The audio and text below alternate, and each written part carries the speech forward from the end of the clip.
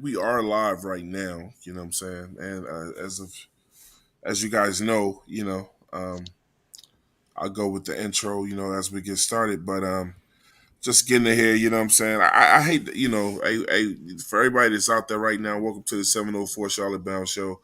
And I hate to do the whole generic thing and make it sound like a show. I like for it to just be authentic and just like guys in the barbershop talking. You know what I'm saying? This is the shop, Charlotte. This is the shop, Charlotte. But actually, we don't. That's not a bad name for a podcast. That's not a bad name. I'm not doing that. You can. That's a free one. You know. Okay, I'll take it. I'll give you that one. I'll take it. But hey, look here. I am Twan Don in the building. You know what I'm saying? Here today, 704 Charlotte Bound Show, man. Got the regular cast of people up in here. Got my man Keeb in the building. Yo. Got the First Lady Claire up here in the building today. Hey, yo. The boy Ray Pabone, my brother from another mother. Yogi. The indubitably, the great guy that we know, man, is Mr. Pat Coltrane. Bless us with his time tonight. What up with you, baby Bubba? I said, baby Bubba. What's up with you? Got my man Petey Quick in the building for as long as we can keep him in here tonight. What it do though? Because he'll buzz out. What it do though?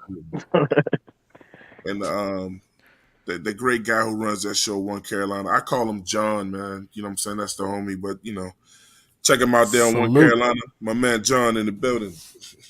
Yo, what's good, y'all? Thank you for having me. Man, look, my pleasure. Hey, look. We're going to get into some subjects tonight. We're going to talk about the mean headline with the fans tonight, man. Do the Carolina Panthers, do we have some of the worst fans in the NFL, man? We're going to dig into that.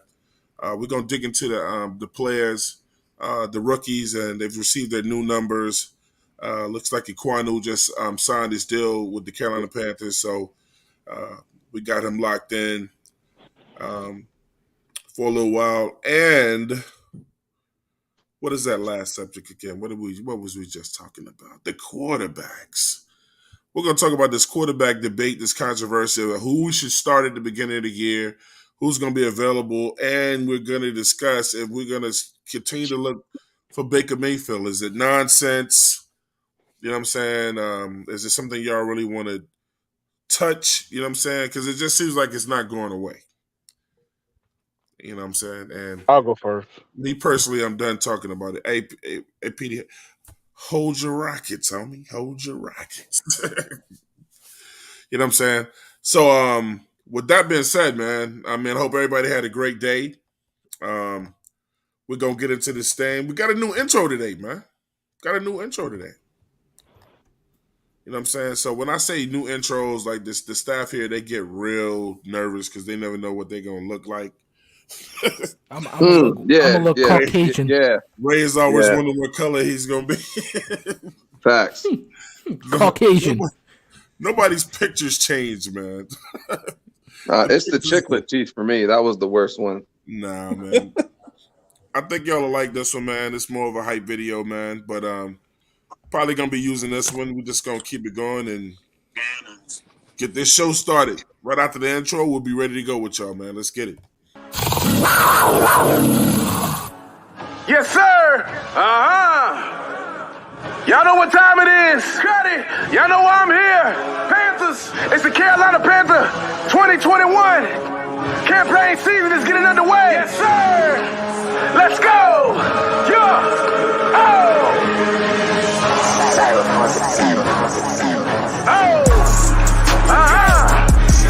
Cut it. Get on your feet. Cut right. Panther Nation. Yeah. Let's go. Let's get it. Yeah. The season's approaching. We ready and focused. Another year we getting ready so we can compete for a trophy. The media paying attention. They watch us closely. We putting the entire world in the NFL on notice. We got a quarterback ready for war. He is not a pretender. The running back MVP caliber in the field striking defenders. Receivers and fast in the Olympic sprinters. This team full of winners. Mixed with excellent coaches, so you know that we are contenders. Defense shit ain't hit hard. Front 7, that's the hit squad. I advise you not to throw it deep, cause them thieves lurking, you can pick dog. Coming to Bank of America Stadium, you better be at your best. Taking us lightly, you know we ain't playing, cause we come straight at your neck. All minutes, we ain't trying to talk, we ain't even trying to congregate. Meet us on the field, meet us on the line, meet us in the trenches, watch us dominate. Doors open, it's screaming fans at a pack house, yeah, we back in the bank. Yeah, we back in the bank. Yeah, we back in the bank. Shout out to coaches and general managers, shout out to owner. They got the vision and recipe. The Super Bowl is the destiny. One time for the O-line. Bright lights, yeah, showtime. The quest for a championship is underway, and baby, it's go time. Coming to Bank of America Stadium, you better be at your best. You better be at your best. You better be at your best. Taking this lightly, you know we ain't playing. We coming hard straight at your chest. We coming straight at your neck. Y'all gonna show us respect. Y'all better show us respect. Hey, the Avengers. That boy Cuddy B. He get busy. Y'all better Do show us everybody got respect. a song from Cuddy except me? Nah, Hey, I don't, Pat. I don't Hey. know. I need to hit him up. yeah, he be getting busy. Yeah, Cuddy do his thing, man. You better show us respect. I don't know how much respect y'all got to show us this year. We might be able to touch on to that schedule this year, you know, a little bit, but we'll see how it goes as far as the time, man. Hey, look, man. I am convinced that the Carolina Panthers have some of the worst fans in the entire NFL, and I'm speaking as a Carolina Panthers. That's how you, Twan. That's how you gonna start. That's how I'm starting, man. I don't know what happened.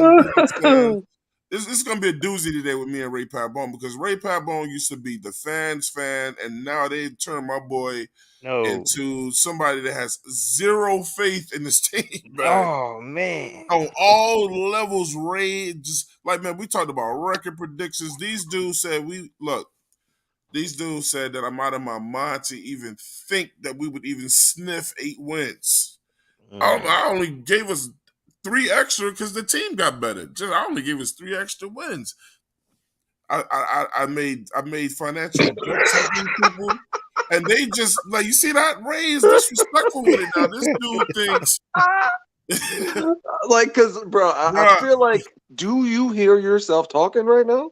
explain it, man. What is there to explain? We doing this other than, already? like, Yeah, might as well go ahead and just get into the thick of it. Let's go. hey, yo, Twan, what's the definition of insanity? Repeating the same thing over and over. And expecting a different result. Expecting the same result. Got you. All right, Different result. I'm just Sam Darnold's still our quarterback, correct? Yeah, but it's not just him. Okay. Yeah, so we've won 5 games each of the last 2 years, and now all of a sudden we are going to, in your words, win 8+ games and go to the playoffs. Is that correct? Did I quote you correctly? Yeah, you know you quoted me correctly. Yeah, I don't think 8. Does 8 wins buy you a playoff spot? No, I just said 8 wins. Yeah. No. You ain't about to duck that. Hold tight.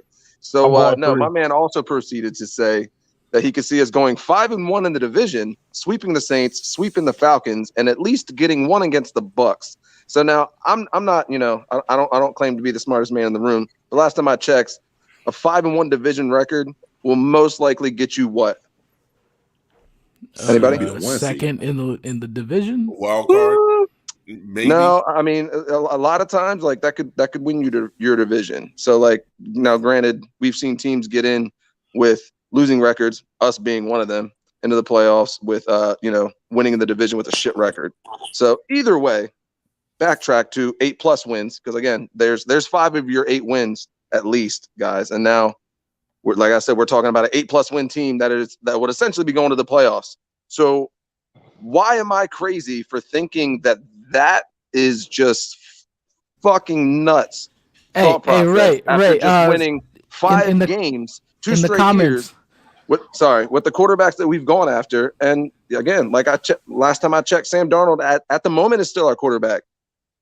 And on top of that, we have a rookie back. No, not even. We have I would like to think the rookies in our third stringer. We still have PJ Walker on the roster. So I guess to end my point, I don't see how all that translate to 8+ wins in a playoff berth. Like, how did we instantly get so much better from what we've been the last 2 years? I guess that's my question back. Don't everybody answer at once. Why so serious? Ray, I mean, come on. That comment right there. If Ray is already laughing, then the fuckery has already started. Exactly. That's what I wanted to point Hey, out. look, I mean, yeah, Maul said if Ray's already laughing, then the fuckery has already started. yeah. But mean, yes, listen, proceed. I mean, like I said, somebody care to elaborate on that. Please, is proceed. 8 wins so out of? I mean, Carolina. I know you. This is why. I mean, listen, my brother. Carolina. Me. I've been trying to ever since you've been taking a hiatus. I've been trying to push this positivity. You know, I've been trying to push it. I've been doing it justice, but I've been trying to push it. But I don't think 8 wins is such a far-fetched idea. Maybe not in our division, but solely coming from our division. But hey, John, you see how much more positive I'm trying to be these days, man. And, I do. He's learning. And look, listen. I'm the guy that they used to. Pat, Petey, I'm the guy they used to kill for having this type of attitude, right? Yeah. But now that the team's gotten better, I'm trying to be on the and I don't make decisions to make fans happy. I do it because that's my honest opinion. Exactly. And now people are trying to tell me to be the bad guy. look, check this out. I was trying not to say nothing, man, because I don't want to, just kind of take over. But that's the way I feel, though. Like a lot of people say, "Dang, Pat, you bump your head," and like I'm just keeping it real. Like we made some really good moves this offseason, and we kept that draft we had was good. Well, the first part of the draft was real good. You know what I'm saying? Like, so it's hard to be up. I mean, I'm not just a negative guy. You know what I'm saying? A lot of people, when they first found me, I was in a negative space because, we was making some dumb moves these past few seasons. The Panthers had this man retire. So this is not me. Like, I try not to look at, okay, I'm being super positive. Like you saying, Twan, they're not used to you being positive. They used to you being negative. Nah, you just being real. And to me, that what makes sense. You know what I'm saying? I'm not saying that we're going to make it's going to be a total turnaround. I don't even want to put no wins. You know what I'm saying? I don't even want to put no number on the wins we're going to get. You know what I mean? But do I feel like we're the same team we were the past 2 years? Nah, we got different coaches. The moves we made this offseason is something to get excited about. And true, Ray, I agree. We still got Sam Darnold. But at the same time, at least Sam Darnold got a year. I just talked about this in the video I dropped today. Sam Darnold got a year under his belt. We ain't do nothing stupid by trading for, and I know we're gonna get into it later. I don't really want to talk about it, but we ain't do nothing stupid by trading for the guy in Cleveland. You know what I'm saying? We took our time, you know what I mean? We built around him, drafted a young QB. So those type of moves that make sense, it get me excited because I feel like, we doing what makes sense. You know what I'm saying? So, but that ain't me saying, hey, we going to the Super Bowl. You know what I mean? But I'm just not all right. So Pat, if you don't mind. Hey, so Pat, if you don't mind. Ray, let me say one quick thing Ray, let me say one quick thing, and then I'm gonna give you the floor. No, go ahead. Ray, Pat, you tweeted something. Pat tweeted something, and I love this. And then I'm gonna give you the floor, Ray, before I say my piece. Fan how you want to fan. I retweeted the crap out of it. Love it. Go ahead, Ray. No, so like, I guess my question to all that would be, but so where we are right now, as is, do we have a quarterback on the roster that you believe in that can take us to 8+ wins, possible playoff berth?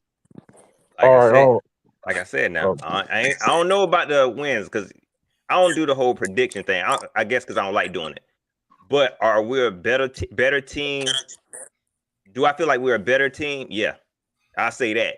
Even with Sam Darnold, he got to be better. Even if he's still trash, he still got to be better than what he was last year. He didn't get a preseason. You know what I'm saying? He got a year with this head coach. You know what I'm saying? Hopefully he is a little bit more comfortable. He had to be better, right? I mean, and even if he ain't, you know what I mean? Like I still feel like this is a team sport.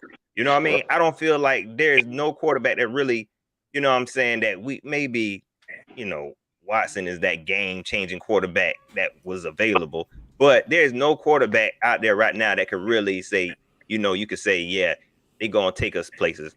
I feel like Sam Darnold We already sacrificed a second, a fourth, and a sixth for the guy. You picked up his option, and I said this. I think I said this the last time I was on your show. That's his guy. That's their guy. You know what I'm saying? So don't dig yourself in a deeper hole. Just rock with him. Now, is Sam Darnold a trash QB that I ain't gonna do that to that man? You know what I'm saying? But he might be a mediocre quarterback. I will. I ain't gonna do that man like that. You know what I'm saying? I'll do, well then, Pat, I'll do it for you. At best, that man is mediocre, but continue. He's trash. He's trash. I'll say it. He's the worst QB in the league.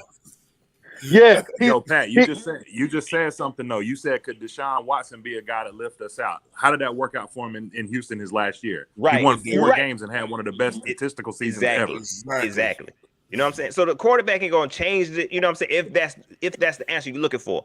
But I look at the team as a totality. Look at the additions they made, man. Right. It's something to get excited about for me. OD. Hey, Pat, can I get additional to that? To what you Go ahead, man. said? My bad. Go ahead. Pretty much the excitement for me is with Matt Corral is the fact of not knowing what he can do. You know what I'm saying? Because I mean, like you said, he's a rookie in the league. So it's like whenever you get a rookie, you like, not knowing maybe he's gonna be better for us. You know what I'm saying? But Sam Darnold, you kind of already know what you're gonna get. That's what the point. In fact, well, that's not true. That's not true. You don't know what you're gonna. Oh, okay, so time out. I mean, we talked about this, John, together. You know what to expect. Me and John talked about this together. But you're throwing a guy in the fire, and he had terrible offensive line. We finally made some upgrades, and I know Ray's gonna come at me. I understand, but at the same time, we made upgrades in our offensive line. We have Deontay Brown, who has a promising future, at least in terms of a mauler. We got Ikem Ekwonu that Pat Coltrane wanted, that I think everybody wanted.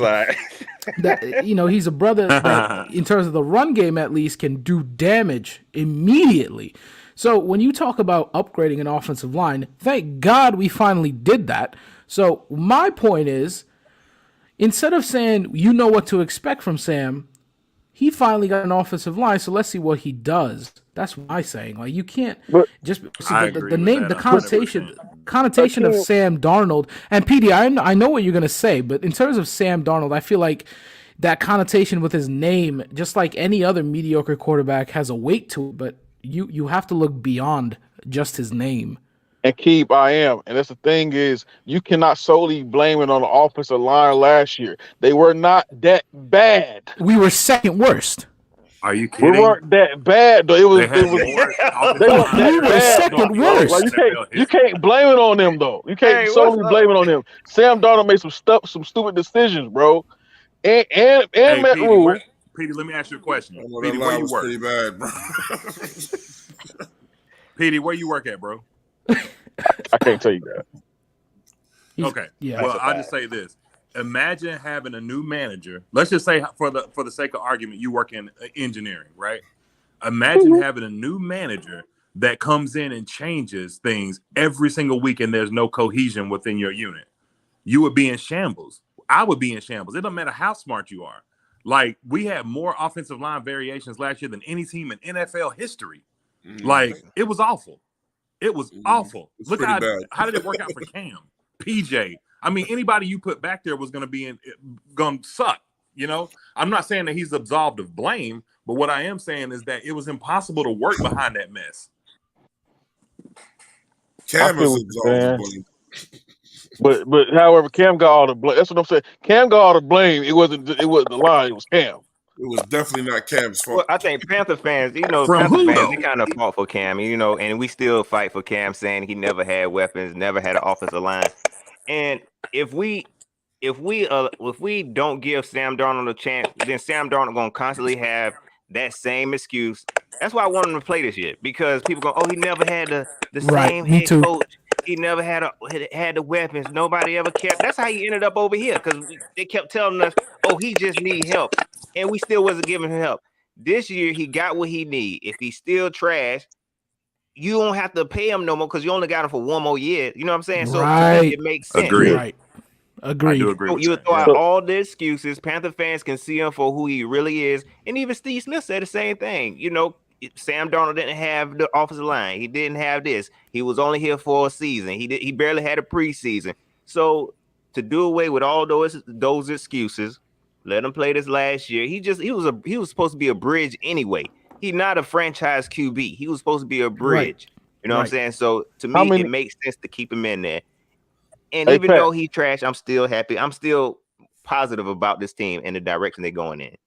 Pat, how many games is it going to take for you to be convinced that he's trash? I mean, you'll know immediately. Man. Okay, so Pat, to that point, you know, in terms of our offensive line, in terms of and what I see, I think, you know, the smart move would be to not play him in preseason and just get Matt Corral as much experience as possible. No, we ain't doing that this year. In terms of the 3 games, in terms of Matt Corral, I'd like to get him as much experience as possible, as much tape as possible, so you can lock him in a room for a couple of months and just let him eat, right? But at the same time, what I'm trying to say is, you're not going to – so in terms of unrealistic expectations, this offensive line is not going to gel the very first couple of weeks. It's not. It's just not. It's not going to happen.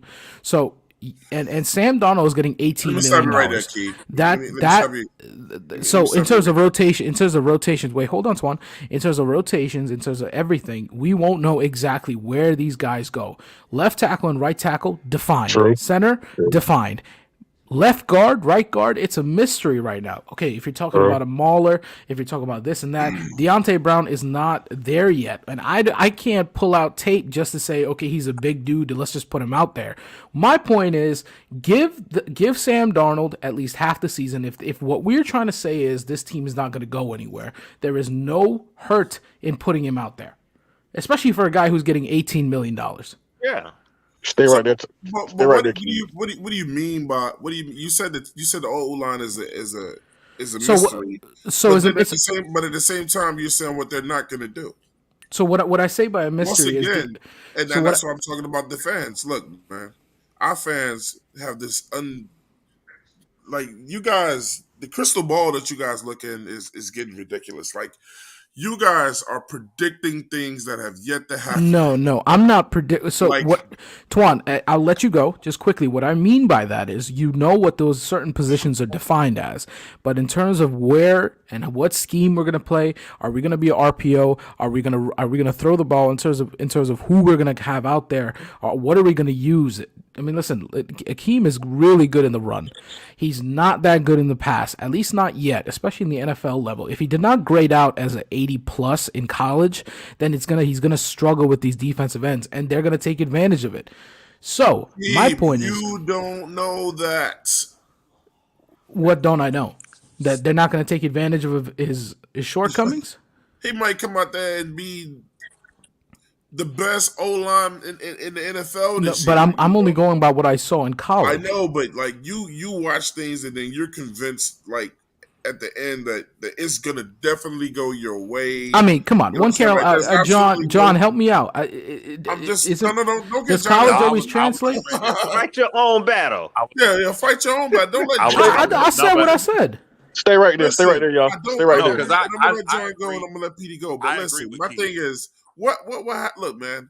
I know the fan base. I know all we had left a lot was just faith. You know what I'm saying? What happened to the faith and just believing that our team could be the team that could overcome things, that our team this year with the additions that we made. But that's not what I'm saying. That can do better things, that we can turn things around. Why do we have to sit in this mud called complacency and think that? Go ahead, John. I'll tag team you. Because of you still trying to get Twan, let me ask you a question. John in here on your point.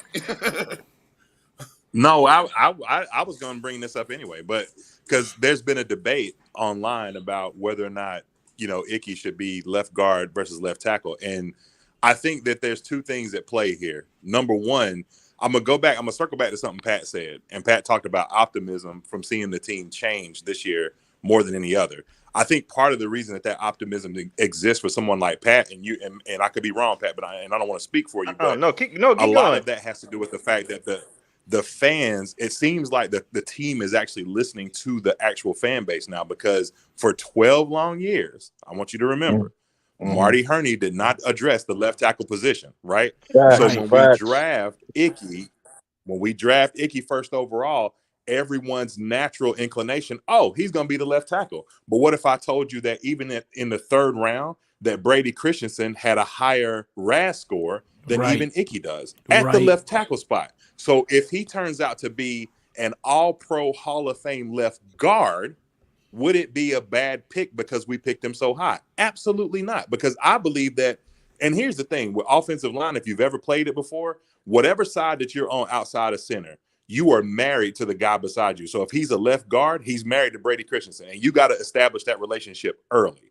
And to me, if they see and they scout this guy and say, listen, he is a dominant left guard. We saw some flashes from Christensen when he actually had an opportunity last year. If you watch his first step, he has an explosive first step and anticipation once the ball is snapped. It's almost like, it's weird to look at because you don't really see guys.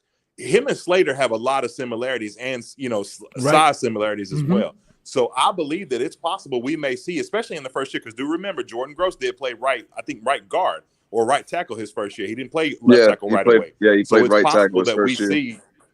Right. So it is possible that we see Icky start off at left guard, and if he turns out to be a dominant in that position, that may be where he is from now on. Yeah. Well, stay right there. Stay right there. That was a good tag team. It was not. However, I want to say I agree with Ray Pabon. I'm on his side today because, for one, if you keep telling me that you're gonna take me to Disney World every year and we don't go, eventually I'm like, nah. Next time you tell me, no, you're not. Disney World? Because I'm tired of being disappointed. You want to go? You can go. I came with my own money. However, I can tell you this. But if I was young, I'm probably telling them I'm gonna go, and I don't get there. I'm eventually I'm not gonna believe you. I'm about to take myself. Hey, Pat and John, our guests. Hey, Claire. Hey, Claire, please get in here. Don't let these guys take over. Hey, Claire. I'm just letting them talk. Pat and John, listen. I'm loving hearing them talk. What was the last year that we had a positive record? About 4 years ago. 2017, 11-5. And so this is what, almost 6 years later. I don't understand. I don't understand why we want to just keep we don't have to listen, man. I do believe in reality. We don't have to sit here and this complacency, man. I mean, we got better. Why can't we start thinking in more positive about this team? But it's okay to go down into the nitty gritty too. No, I mean, I understand the overall scope of the team, right? But and I'm not saying you guys. When I say we, I'm talking about fans as a whole. Okay. Now our fans are tending to be more negative in what we can't do, opposed to talking about what we can get done and what's hopeful for us with the additions that we had to the team, with the guys that's already on the team getting better. Shaq just had his best year last year. I mean, we can build off of that. We're getting Horn back. See, and that's why I'm coming back to Ray. And me and Ray gonna probably fight tonight. Hey, Ray, I got your back today, Ray. I got your back today, Ray. Nah, it's cool. This gonna be light work, Petey. This is light work, Petey. It's not light work. We argued about our defense on the show before, right? And Ray was like, everybody's like, it's not the number 2 defense, and which may be true. But he was like, so how do we get better on the D? And I mean, when I started running down the names that we have on defense, bro, everybody thinks that the loss of Hassan Reddick killed us, and I'm just like, hey, John, what was our record before Hassan Reddick joined us? 5-11. What was our record when, after he joined us? 5-12. 5-12. Right. Got a point there. It didn't kill us to lose him, bro. It didn't kill us to lose Gilly. Gilly played 3 games, this year, whatever. We're getting Horn back. I personally think Frankie Louvu is a Louvu's about to be a beast, man. I just ordered his jersey. Yeah. Shout out to RHM, you know what I'm saying, Ray, because I need to hit Ray up about that. He just did a jersey signing with RHM. You know what I'm saying? I just ordered his jersey, man. Louvu's about to be a beast, man. Why are we not investing in these players that are already on our team? All right, Twan. Since you want some positivity so bad, I'll give you some. With some development, Amari Barno Watch his name. Everybody Right. keeps waiting for Yatir Gross-Matos to pop. Amari Barno might challenge that take that position job this year because this guy's he's a freak. He's Watch a freak. him. Yeah. I thought I looked at his tape. I mean, I wasn't super duper impressed. I think he got a lot of, you really got to coach him up, man. Thank you, Pat. I like his speed. He's rough. Yeah. But There's a lot- it's the things that you can't teach, There's a lot Pat. of It's upside. There's a lot of upside right. there. That's definitely that diamond in the rough type thing. It's the things you can't teach, Pat, that you have to. I mean, when we talk about pure athleticism, right? This man is, when it comes to just pure speed, and he's not using technique, he's using his athleticism. Just imagine he puts on weight. Just imagine he actually watches film, and where we use him, he's like a plug and play in certain positions. And so is Brandon Smith. I mean, you could put Brandon Smith in the edge too, in terms of an outside linebacker, in terms of an interior linebacker. He was positive in my opinion against the run. He didn't grade out that good, but he wasn't terrible either. So can he tackle? Can he tackle? Keith? Can he tackle? Right, but you could teach that, right? It's not like you can't teach a person how to tackle. You got to coach him up. If he couldn't learn in college, we think he can learn in NFL. What? If he couldn't learn in college, why did you think he would learn in NFL? Because people develop. That's what the NFL is. Because blue chip programs are blue chip. Jermaine Carter had problems for a reason. Jermaine Carter was severely undersized and under athletic, so that he ain't even a comp. This guy, I mean, he makes Jermaine Carter look pedestrian. But I think about y'all remember Vic Beasley? Yeah. He turned up. Yes. But in Atlanta, I guess he was solid in Atlanta. He was all right. He was all right. You know what I'm saying? And I think about this might be a bad comp too. Everett Brown, he was kind of athletic. You know what I'm saying? So. Yeah. I think about that kind of stuff, bro. You know what I'm saying? Like, I hope he, that's Florida State boy right there. I hope he develops, man. I ain't trying to drag him because, like Keith said, you can't teach speed. I think it was Keith that said you can't teach speed, man. You know what I'm saying? Athleticism, Pat. You just can't. I don't know if you really can't. And I don't know if he's a sleeper though. The other thing you can't teach like. When I talked about blue chip programs, like blue chip programs, the Clemsons, the Alabamas, the Notre Dames, those schools are there because of the coaching that they have. So like a lot of times these guys get under recruited because there's just so many recruits and they chase the 5-star prospects, guys who might have been a 2-star in high school that developed to a 5-star later on. Take Jeremy Chin, for instance. Like Jeremy became a better player, honestly, but probably be even better linebacker than he is a safety. But he was developed more once he got to this level. How does it I brought this up last time and everybody gave me hell for it because apparently everybody knew who Jeremy Chin was. A lot of people did not know this guy. A lot of people didn't in terms of a box safety, in terms of box safety. And I said it on this show and I got hell for it.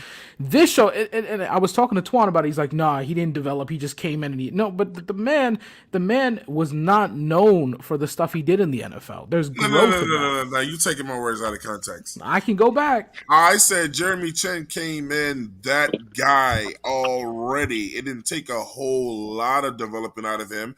What I said it's kind of look. If you just hold tight, Keith. Okay. What I was basically agreeing with what you were saying earlier. It's some things you can't teach. That dude came in with a lot of desire and will to be different. Right, but my point is, he wasn't. To Petey's point, he wasn't doing that stuff in college. He grew. But when you plan for a paycheck, sometimes things change, bro. Some guys play just a little bit harder. True. I mean, that goes without saying, though. It depends. Once they get the money, they start slacking off. But however, my point is this: where do we struggle at with the run? Right. Okay. We struggle with the run. Yeah. We struggle with tackles as well too. Not non-tackles. So do you trust this coaching staff with him developing to tackle? Listen, if your coaching staff doesn't know how to tackle, you should not be coaching. Well, that's what we've been struggling at. No. The truth is that the way that our defense is built is why we struggle with the run. Like, let me give you an example. If you put Derek Brown, I was talking about him with one of my buddies the other day. I was watching the 2013 game And, there's always been debates like which was the best Carolina defense? Was it the 2013 that started off 1-3 and ended up 12-4? Was it the 2015 defense or was it last year? Trey Boston at the beginning of the year said they were better last year than any of the other defenses have ever been. But a lot of that is because if you go back and watch those games where we were dominant, like the offense was putting up points on the board because this defense is built to stop the pass and not the run primarily. If you take Derek Brown and put him on the team, let's say in 2013, when we were a dedicated 4-3 defense, he would be an animal. Like he would, and Luke would be able to operate in space like he was behind Star, like he was behind, any other, you name the tackle, that he was behind for so long. He would be, and he would get big money as a result of that. But in this defense where we primarily are in a 3-3-5, like 50% of our snaps, we are not built up for the run at all. But we can stop the pass, not as consistent anyway. But it's just, this isn't the 3-3-5 defense, unless you just have like absolute dominance at the tackle position, is not. It's going to be very difficult to stop the run in that set. Mm-hmm. Wow. Okay, we'll see. And let me go ahead and take a moment right now, man, to address the fans in the chat right now, man. We're nothing without these guys, man. We got the admin in here, Caleb Dixon in the building. Got the boy Maul in here tonight, man. Trail One. Got the boy Guru's in the building, Tyler. A guy with a bunch of letters in his name. I don't even know how to pronounce that. This is I forget what they get, something like that. D-Dog. CJ in the building. Trill. Let me see. Kendall Sherrill. C in the building. Justin B in the building. Lonzo in the building. Javon Pettigrew. If I miss anybody's name, please forgive me, man. We trying to get this time in, and so thank you guys for supporting us tonight, man. You know what I'm saying? Again, you know what I'm saying? We don't ask or make people give us cash apps, but if you want to give one, the cash app numbers are down below, man. We greatly appreciate anything that you give to us, you know what I'm saying? But we don't ask for it. We just love bringing y'all this great content, man. You know what I'm saying? But once again, 704 show in the building, man. We got two special guests tonight. We got Pat Coltrane on tonight. And One Carolina, my man John, in the building, man. So we thank these guys for being here tonight. Let's continue. Okay, so Yo, Pat, I got a question. All right. How long you think they give Corral? Because this quarterback draft coming up, man. I saw this article on Cat Crave today, and I've been thinking about that too. Do they give him time this coming year? And if they do you think it's kind of a 1-year situation considering the level of quarterback talent coming out next year? Yeah, I'm definitely getting in on this. You mean give him time as far as to start, or how much, how patient are they going to be with him? Yeah, I'll say this. Like, now I have an opinion about this, but I'm not going to give it because I want to ask you and the rest of the panel the question. So, like, next year, there's at least, I say minimum 4 quarterbacks that will be considered like legitimate day one starting, Bryce, CJ Stroud. There's the kid from Stanford and, I think one other that I may be missing, Caleb Williams, right? And so from USC, depending on what his year looks like. But and I don't even know for sure if he's going to come out because I don't think he was a redshirt freshman. I think he might have been might be a technical junior coming into the season. But anyway, if the Panthers end up with like a 4-12 record, or 4-13, but you see Matt Corral like tear it up, like you see the flashes of where he can be great. Right. Do you think they give him time to develop, or do you think that they go ahead and pull the trigger on a blue chip quarterback? Yeah, definitely. It's hard to say for this coaching staff because they seem kind of impatient to me sometimes. But me personally, if you asking me, then yeah, I think if he shows flashes, I would think they wouldn't draft a QB, in the first round. You know what I'm saying? If we stunk it up, but Matt Corral came out there and showed promise, then it wouldn't be a reason to do that. But of course, I know there's people that actually believe that would make sense. But to me, that doesn't make any sense. You know what I'm saying? If Matt Corral come out here and he shows that he's that dog that we know he can be, I hope they wouldn't do that, man. if y'all want to see the negative Pat, yeah, let that happen. Please let that happen. Let Matt Corral come out here and look good. You know what I'm saying? Look good. Exactly. I ain't even want to say he ain't even got to be elite. If he come out here and look good, because we already know this team is not going to be that power, that high flying team that putting up 400 passing yards. They're not doing that. They are trying to trying to play for the run. They don't need no quarterback that's going to put up 400 yards a game. But if he come out here and can manage the team and show some promise, and then you go out here and draft a QB in the first, please don't do that. Please. Man, let me go ahead and tell you. Let me rebuttal what Pat Coltrane said. If y'all want to see Twan Don, the bad guy, rear his ugly head, bro, I'm totally agreeing with Pat, man. Why? The Carolina Panthers would be the dumbest team on the planet, man. It wasn't surprising, but here's my thing. Here's my thing with that, though. Let me finish. Pat, if you trade up to go get Matt Corral, right? You traded up to get him. If you trade up to get this man, and then you're looking for another quarterback in the next year's draft, you are one of the dumbest. I already feel like sometimes we are anyway. Right. You've got to be one of the dumbest organizations on the. You don't trade up to go get a quarterback to look at another one next year. I hope that ain't what they doing, man. I hope that's not what they doing. And I see a lot of fans talking about it. Hey, we can still draft the QB in the first round. I try not to pay attention to that kind of stuff. What are you talking about? We just traded up for one. Exactly. And them the type of moves that, kind of discourage me about this team. And y'all see me saying how I feel. And then people say, oh, you being negative, believe. But how do you believe in stuff in moves that don't make sense? You know what I'm saying? And Ray, tell us why, Ray. Go ahead, Ray.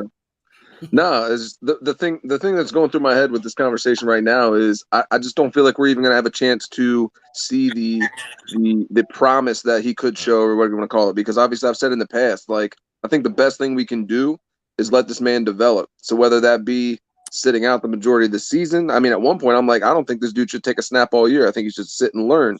But then as I'm having that argument, I can't help but think usually, and like everybody here I think would agree, usually in those situations, there's like a starter in place that, is the starter, whatever. Like this quarterback draft is going to take the mantle at some point. I feel like we don't have that luxury because Sam's clearly not the guy. And I feel like somebody at the time when I brought this up, they brought up the mentor word. So I thought about it. It's like we don't have a mentor on this roster to help that process for him. But again, I still say I think for Matt's benefit, I feel as though he clearly shouldn't start at the very beginning of the year. I don't think he should be put under that type of pressure. But like, I feel like if he takes snaps this year, it should be in like the last few games of the year. Last 2-3 games. Like, what was it? A couple years ago, it was Will Greer. Let the dude go out there for what, like 2.5 games? Some shit like that, just to kind of see what you have. You know what I'm saying? To kind of go into what you guys were literally just saying. Like, but even then, I don't see that happening. I guess is the point I'm trying to make. In my opinion, I think long-term success, I think this man should sit. I mean, I guess because my thing is, I've seen dudes go in the first round sit an entire year. You know what I'm saying? Like I guess the point I'm trying to make, I don't see Matt Corral being 100% ready right now to start NFL games. On great teams, they say. Ray, I got a quick question to a point that you just made. So, and Pat, I'm gonna let you in. I just want to make one quick point to something he said about mentorship. I'm gonna tell you, I disagree because mentorship can be subjective. In other words, like, you can't teach me how to be better at my intangibles. Like I have Matt Corral has the running ability. He's got a release that's like Aaron Rodgers-esque. Like that's nobody in the NFL can teach him that or shape that in him other than coaching. But here's where I think that Sam Darnold is the perfect mentor for a guy like Matt Corral. I feel like I know where you're going with this. Think about the bullets that. Yes, because the bullets. So one of the things that we heard was like, Matt dealt with depression, which was overblown because a lot of that was because of what happened when he was in high school. But he dealt with some depression. He dealt with not, getting immersed into the playbooks and stuff like that when he was a freshman in college. but then he started to come around more in his sophomore and junior season. A guy like Sam will teach him a couple of things. Number one, you got to be dedicated to the craft. The one thing I can say about Sam is, like, we saw that when he was in New York. We saw it when he came to Carolina. He was the first one in, last one out. Regardless of how it looked on the field and his productivity, the fact is that he was actually trying. The second thing is, the guy is resilient, man. Like, think about when he came in for Cam Newton in that game and got booed and threw that, like, 40-yard strike to DJ Moore. And, I mean, he just let whatever was happening out there roll off his back and just keep on going. There is value in being able to teach a guy how to be a pro in that perspective. Like, you can't teach me how to be a better quarterback, but you can teach me how to take the ebb and flow of how people respond to my play on the field. And I agree. That's why I think that he could be a good mentor for him. That's a good point. That's a good point, John. Because I mean, really, sure Sam Darnold can show him what not to do. Yeah, I kind of figured that's where you were going with that, and I get that to some degree. So I can't argue that, but I guess my point is yet again, like, I just can we do something the right way? Like, do we always have to keep finding the silver lining and shit? Like, can we just make the right moves? Can we just do the right things? Can we make the smart move? You know what I'm saying? Like, I'm tired of getting cute, and I'm tired of all the dumb shit the last few years. I guess let that just be like a peek into why I guess I'm at where I'm at right now when it comes to us. Like, it's just I'm sick and tired of seeing and hearing the same shit. And then, like I said, looking for the silver lining in everything. Like, just give me some good shit. You know what I'm saying? Just some wholesome good shit. Oh, and I want to add this real quick also to John's question. Yeah. About giving Matt Corral time and Sam Darnold said, just don't do what I do, and you'll be all right. Or going after a quarterback in the first round. Like, just think about it. So if Matt Corral, let's say we don't even get to see Matt Corral. Let me just say that. We don't even get to see Matt Corral. And then next year, we pick a quarterback in the first round. And we got Matt Corral. So basically, we got two young QBs. Who's going to start? Matt Corral going to start? And what if he good? You spend the first round on a QB? That's the type of stuff that I just don't think makes sense. That's why it's kind of like, man, I don't even want to think about that. You know what I'm saying? Mm-hmm. I will hope that this coaching staff is patient. 10.4 miles. Hey, Okay, Petey. GPS. Petey, where are you going? He going to find Sam. Take him out. I hope they learn patience, because these past couple of years they haven't shown any, and it's biting them in the butt. You know, when it comes to Teddy Bridgewater, to Sam Darnold, they almost made the same mistake trying to go after Baker Mayfield, and you know what I mean. So I just think they need to just be a little bit more patient, continue to build a roster, and your franchise QB is going to fall in place. I promise. Hey, Pat, stay right there, man. Now let me flip the question. Go ahead. I'm sorry, Twan. Go ahead. No, you go ahead, Ken. No, go ahead. No, I was going to flip the question. The next question I was going to ask is, now, as far as Matt Corral, the player, like, what's y'all take on that? Because I can't wait to dive into this. I have a lot to say. I'm excited about the dude, man. You know, let me get mine out the way first. Go ahead. I'm going to let Pat go. No. Everybody go first, because I don't want to spend too much time. So yeah, everybody. I'm going to keep mine quick. Same. I'm a RPO lover. I mean, Florida State fan. I mean, since going all the way back to Charlie Ward, you know what I'm saying? I mean, that's pretty much what we've always run. You know what I'm saying? I love how I got integrated into the pro game. I think some of the more effective teams in the pro game are teams that include that in their offense. I think Matt Corral can be that guy, man. You know what I'm saying, or whatever. I mean, I don't think there's a perfect recipe to making a guy. I mean, I think a lot of things is just what's in your heart. And when I see him on film, you know what I'm saying, or whatever, when he does great things, I mean, it just pops out at me. And I mean, I wish he was a little bigger quarterback, but that's just me nitpicking. But with his skill set, man, and you got Chris McCaffrey in the backfield, and the receivers that we have on the team, that line that he has in front of him, it's the sky's the limit for me, man. You know what I'm saying, or whatever. I'm not going to sit here and go XYZ, you know what I'm saying, that we're going to be this and that, but I'm not going to sit here and say what we can't be when I know we have all these promising things on our offense, you know. So I'm excited about this.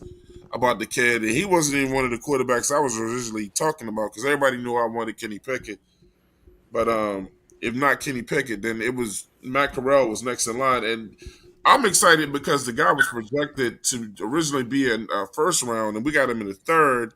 So thank God people listen to all the silly shit that people listen to when it comes to players and shit. You know what I'm saying? And he fell to us. So I mean, he could be a gem, and I'm excited about it. Well, in terms of for me, I mean, me and Pat went down and watched some film. There's a lot to like about this guy, especially when you look back in his earlier years in college when he was with the Elite 11, when he popped up in that was the show or a program where there was a handful of quarterbacks, and even then you saw that tight, just the missile, heat-seeking missile this guy throws, quick. He has the arm in terms of talent, in terms of running. I would adequate decision making at times when he doesn't. And when you look at the film, Ole Miss was playing to his strengths, and that's not always the best thing to do when you're trying to show out for a quarterback. They were asking at times to run an SRPO, stretch it out, screens, to really one or two reads. If not, then just run the ball. And that's where I feel a lot of people look at it and think, well, he's maybe not that smart. Maybe he doesn't really read correctly. Well, at times, if you look at his earlier years, he was more of a gunslinger. Then they turned him into an RPO offense. So that's diversity. He's able to work both. And when he has weapons, he can throw the ball continuously. There's a lot to like about this guy. And I think he's going to grow. And really, it should get everybody excited. And that's why, I don't know who posted this, but someone, I think it was a 4-man rush. They were like, you shouldn't police fans, right?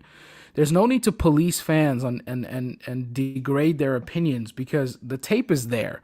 When you look at his highlights, they're very exciting. When you look at his downsides and his decision-making at times, when he's running out and getting hit and not sliding, when he's doing a lot of the stuff where he's throwing 100 miles an hour and these wide receivers are unable to catch it, then of course you're going to be, turned off by it. So in terms of just where his potential is, and we didn't get him in the first round. A lot of people had us mocking him in the first round, which is always a plus. Let him sit. I think there's a lot you can like about this guy if he develops. All right, so Twan, you want some positivity? So I'm gonna give you some. Now the positive factor is the wide receiver core. I can honestly say that there's going to be a tremendous lot of talent with the wide receivers of who's going to make their rosters. Because I mean, to me, are we still talking about Matt Corral though?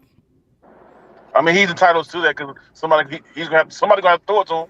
Because I don't know where were you going with this, John? Though you didn't let him finish, Keith. I was talking about as far as the wide receivers. I like the wide receivers core. Now, mind you, what titles in with the quarterback with Matt Corral is who's going to throw the ball to, who's going to let these quarterbacks, who's going to let these wide receivers shine. But that's the question. I think he means that in the future when Matt starts. I do. In the future. Yeah. So man, John, where were you? I think those wide receivers have good reason to be excited about that kid if he can be. I mean, look, Matt played in the Corral played in the SEC, man. Yeah. So a lot of the better players that he's going to face in the NFL are guys who came from that division. You know what I'm saying? So competition is competition, man. You know what I'm saying? I mean, what does Matt Corral look like if he plays in the WAC or something like that or whatever? I mean, he's probably all whatever, all world. Let's not forget that he played in the SEC, man. And let's quantify that, Twan. Yeah. He didn't just play in the SEC. He played in the SEC South. Exactly. So you're seeing Auburn. You're seeing the LSU. Absolute toughest. Yeah, Tennessee. In college football.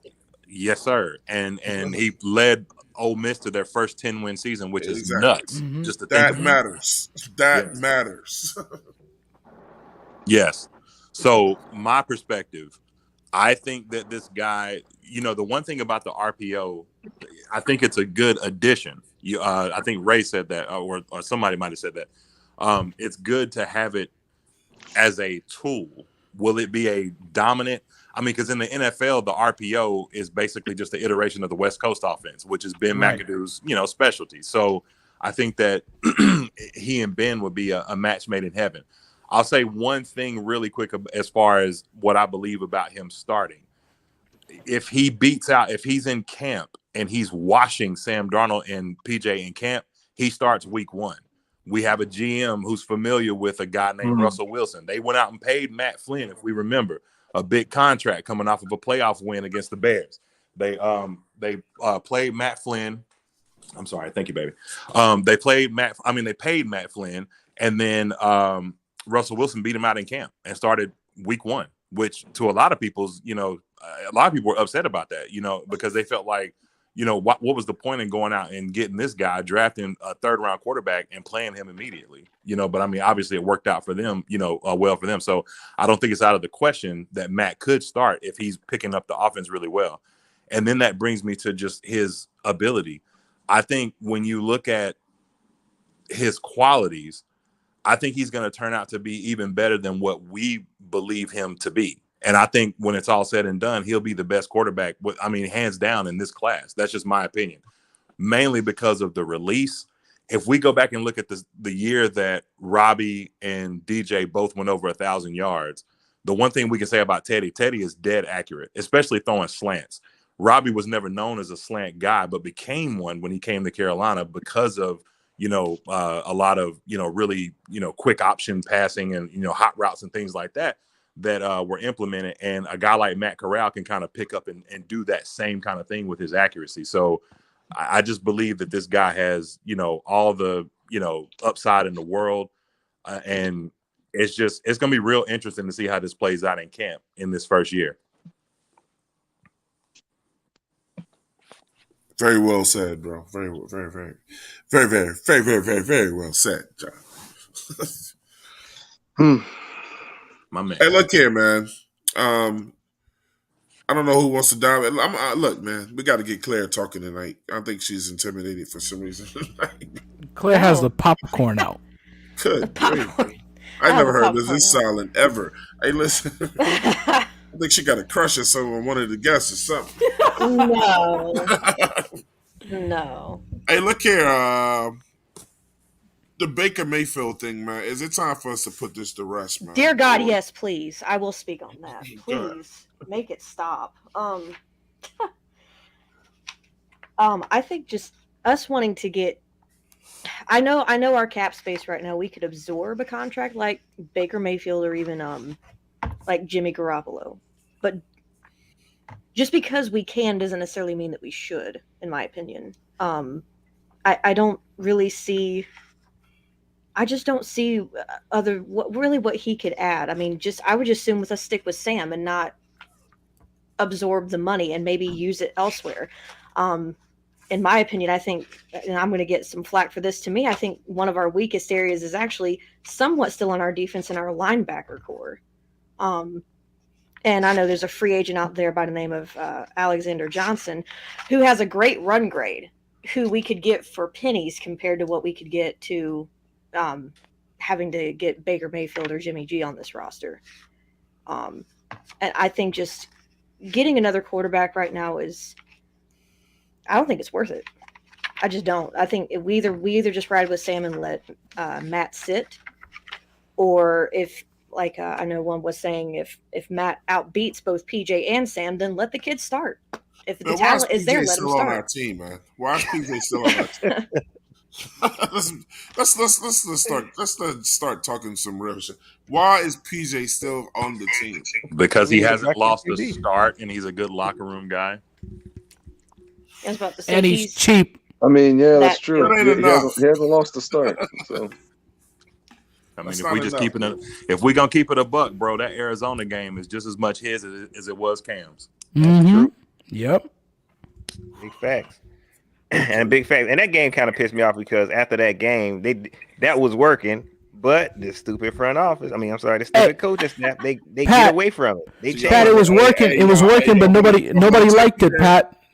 Nobody liked it. That dual quarterback tag team was working, but nobody wanted to capitalize on it. what was working is you had a QB who knew the system in there, and you just brought Cam in because he was new. That made sense, right? But no, the next game, and I agree, Keith. There were fans who was saying, "Oh yeah, start Cam," but it didn't make sense. Like I was one of them. You could have did the same thing. You could have did that for the next 2 weeks to let Cam get comfortable. You know what I'm saying? And they messed it all up. But that's neither here nor there. But I do want to say something about Baker Mayfield real quick. And I totally agree with you. Big facts. I totally agree with you. And I don't know who keep this going. I feel like it's the media that keep on bringing Baker Mayfield up. You know what I'm saying? Like what? And I say this on my show. Well, what Pat, about Pat, this before you Mayfield go, Pat, deal? Our GM and our team could simply put out a statement and say we are not interested. They did. Yeah, they did at all. Yeah, they did. You remember they came out with an article that said both teams, it was mutual disinterest. That's what they said. Like that was out even way before the draft, Pat. But that's what they even after the draft, they were like they're not interested no more. Even after we drafted Matt Corral, okay, yeah, they're not interested no more. But then next week you hear, oh, this is not done. Yes, it is. Like, who keep bringing this up? And like I said, this is why I was gonna ask. What about this Baker Mayfield deal sounds good? It's beneficial for either side.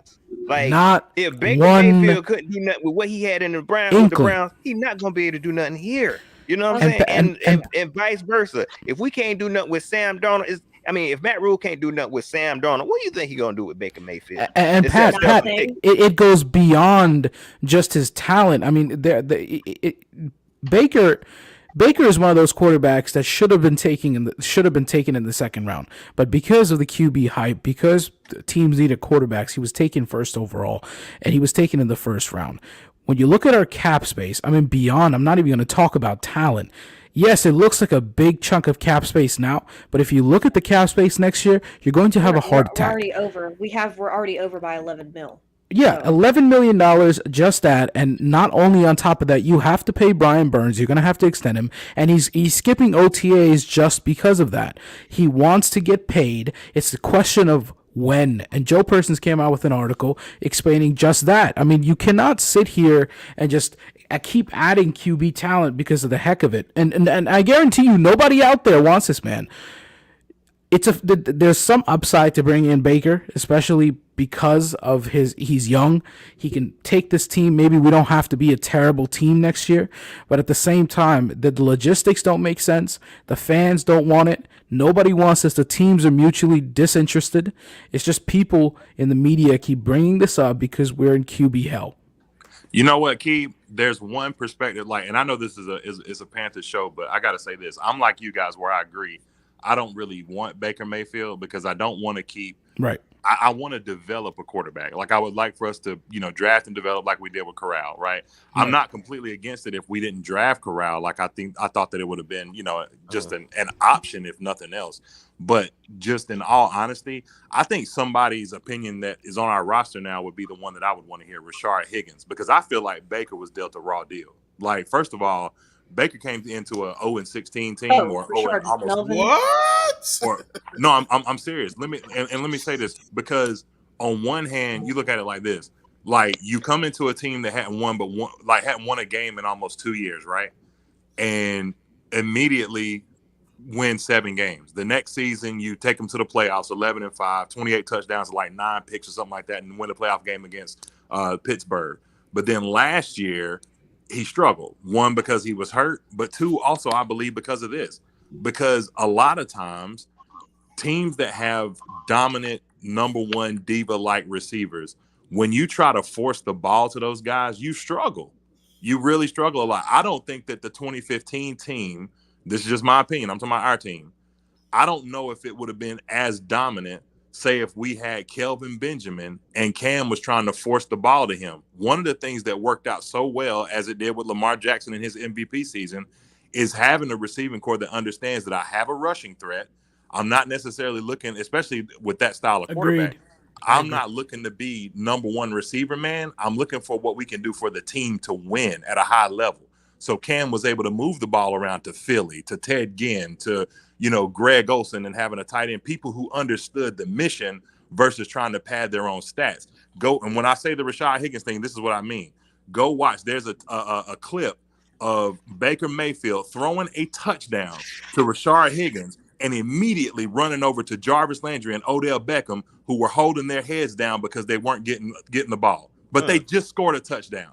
That's what I'm saying. Like, when he didn't have Odell that previous year, look how he flourished. So I think Baker was dealt a raw deal. But at the same time, when you got a chance at a top 5 quarterback in Watson, I mean, it just is what it is. Yeah, man, we was talking about Baker Mayfield like the whole show. I would really challenge John on that, but I don't want to spend that much time talking about that, about Baker Mayfield. It's But I'm gonna say this though, John, I ain't like trying to challenge John. they gave him all the talent in the world, man, and the dude, he just. I think Cleveland, that whole team, that team was in a different space, man. You know what I'm saying? And I get what you're saying, because some people believe that was the main reason we got rid of Smitty, because Cam wouldn't be able to flourish. I was gonna go there, but I didn't want to get killed. Yeah, that was crazy. I don't think that's his case. You know what I'm saying? I don't think that's his case, man. I think he had some hype, and they built around this dude. He was given everything, a quarterback could. Because you put any other quarterback in there, they gonna shine, man. You know what I'm saying? With that backfield they had, with them weapons, any other quarterback will shine. I think you see what you see in Baker Mayfield. You see what he did last year. That's who he is, and that's who he would be, if not worse, when he comes here. And what do the fans who still want him? What do they expect? You know what I'm saying? I think a lot of fans won't admit it, but I think they just as impatient as this coaching staff and this front office was if they wanted to bring in Baker Mayfield. They just want to change. They don't want to stand on. I'll admit all day I'm fucking impatient at this point. I mean, think about it.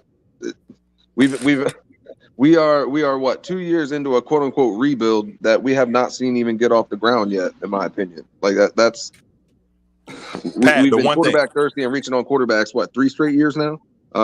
Now, granted, I'd like to think Matt Corral is not a reach. Again, I think we just still need to develop the guy. But again, I heard what y'all were saying earlier, where if he goes out, lights it up, and beats out Darnold and PJ, then so be it.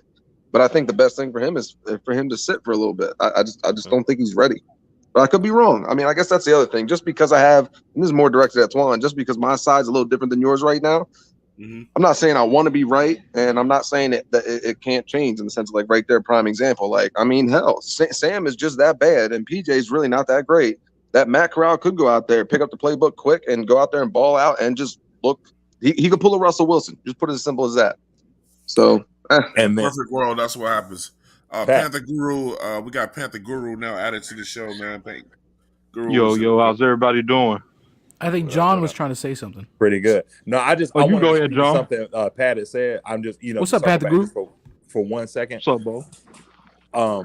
Pat, you had talked about, the weapons or whatever, and as far as like what Baker had, and I'm only talking about this in correlation to Carolina. You talked about Steve Smith. A lot of fans believing that Steve was, I wouldn't say holding back Cam, but maybe like kind of it wasn't his team necessarily. Like with Steve. The one thing I will say though is that a lot of times you can't have an overabundance of talent. Like we've seen it in history before. Like if you remember that Eagles team that like brought in Vince Young and the dream team, right? Or take, I'm a Lakers fan. Take the 2004 Lakers team. Carl. Hey, I'm a Lakers fan too. Oh, word. I remember that. And they get washed by Detroit. Yep. And so there isn't nothing beats out cohesion, man. Like nothing in this world. And you just, but that's something that has to be, accounted for, is the fact that, like, let me tell you this. I wonder how would this team look, and I think this is something that we could find out really quick.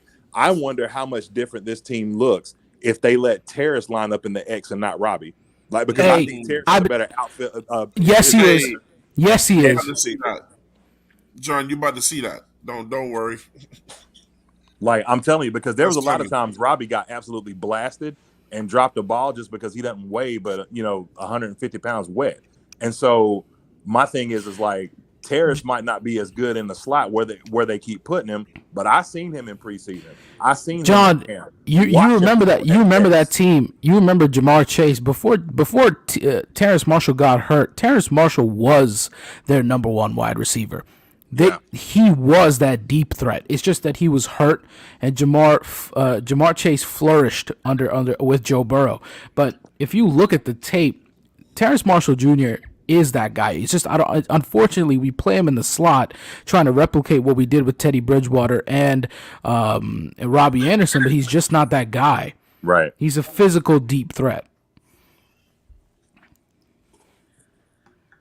But all good points, fellas. All good points. This is what I'm saying about cohesion real quick. I want to make sure that with Pat and John, like y'all got another 30 minutes, man, because I want to be respectful of y'all time too. Man, I got time, bro. We can run. I got a game on, but I got 30 minutes. I got okay. So I'm watching the game too. Shit. Yeah. 30 more minutes and then we'll cut out, man. But go ahead, Pat. What was I gonna say? Oh, okay. Let's talk about cohesion real quick. Yeah, like how well you think Baker Mayfield and Robbie Anderson will get along? Oh, not at all. They would have brought in. That clearly ain't gonna go down. We'll need therapy. They would have traded wild. That'll be wild. It'll be interesting. That'll definitely be entertaining, I will say. Because if you, Pat, honestly, man, like if you go back and look at last year's production, man, like you can make a legitimate argument to trade Robbie or whatever. That. I mean, because. Why is everybody trying to get rid of Robbie Anderson, bro? Man, listen, bro. Like, look what DJ been doing with like minimal quarterback play, like all his career. That's the reason. Like, fam, you only had one. And look, far be it for me to say who's not an Teddy athlete. Bridgewater made Robbie shine, though. Hey, he did, but that was 1 year, Twine. The way 1 he year, said, bro. "Look, y'all took away the quarterback to have me shining." He said, "Hey, look," he said, "I ain't tell y'all to bring Sam Darnold up here, bro. I was shining with Teddy." Shit, y'all done took my damn golden goose from me. Oh man, I know that's what I would be saying. But go ahead, John. Oh no, I'm good. That's all I was saying. Yeah. I was also going to say too, just to somewhat piggyback on what John was saying about Jarvis Landry and OBJ, they're still free agents, and maybe there's a reason for that. Talk that talk, Claire. Wait, hold on. What'd you say, Claire? Jarvis Landry and OBJ are still free agents. Maybe there's a reason for that. Oh snap! The dude's gonna try to. I mean, Baker Mayfield ruin their career. OBJ is more because of. I'm sorry, OBJ is more because of injury, but. Well, I'm just saying because he was saying, how they were like holding their heads because they didn't get to catch a pass, stuff like that. Maybe there's a reason why they are still there, because it's not that they're not talented. The talent's there, so why are they still sitting?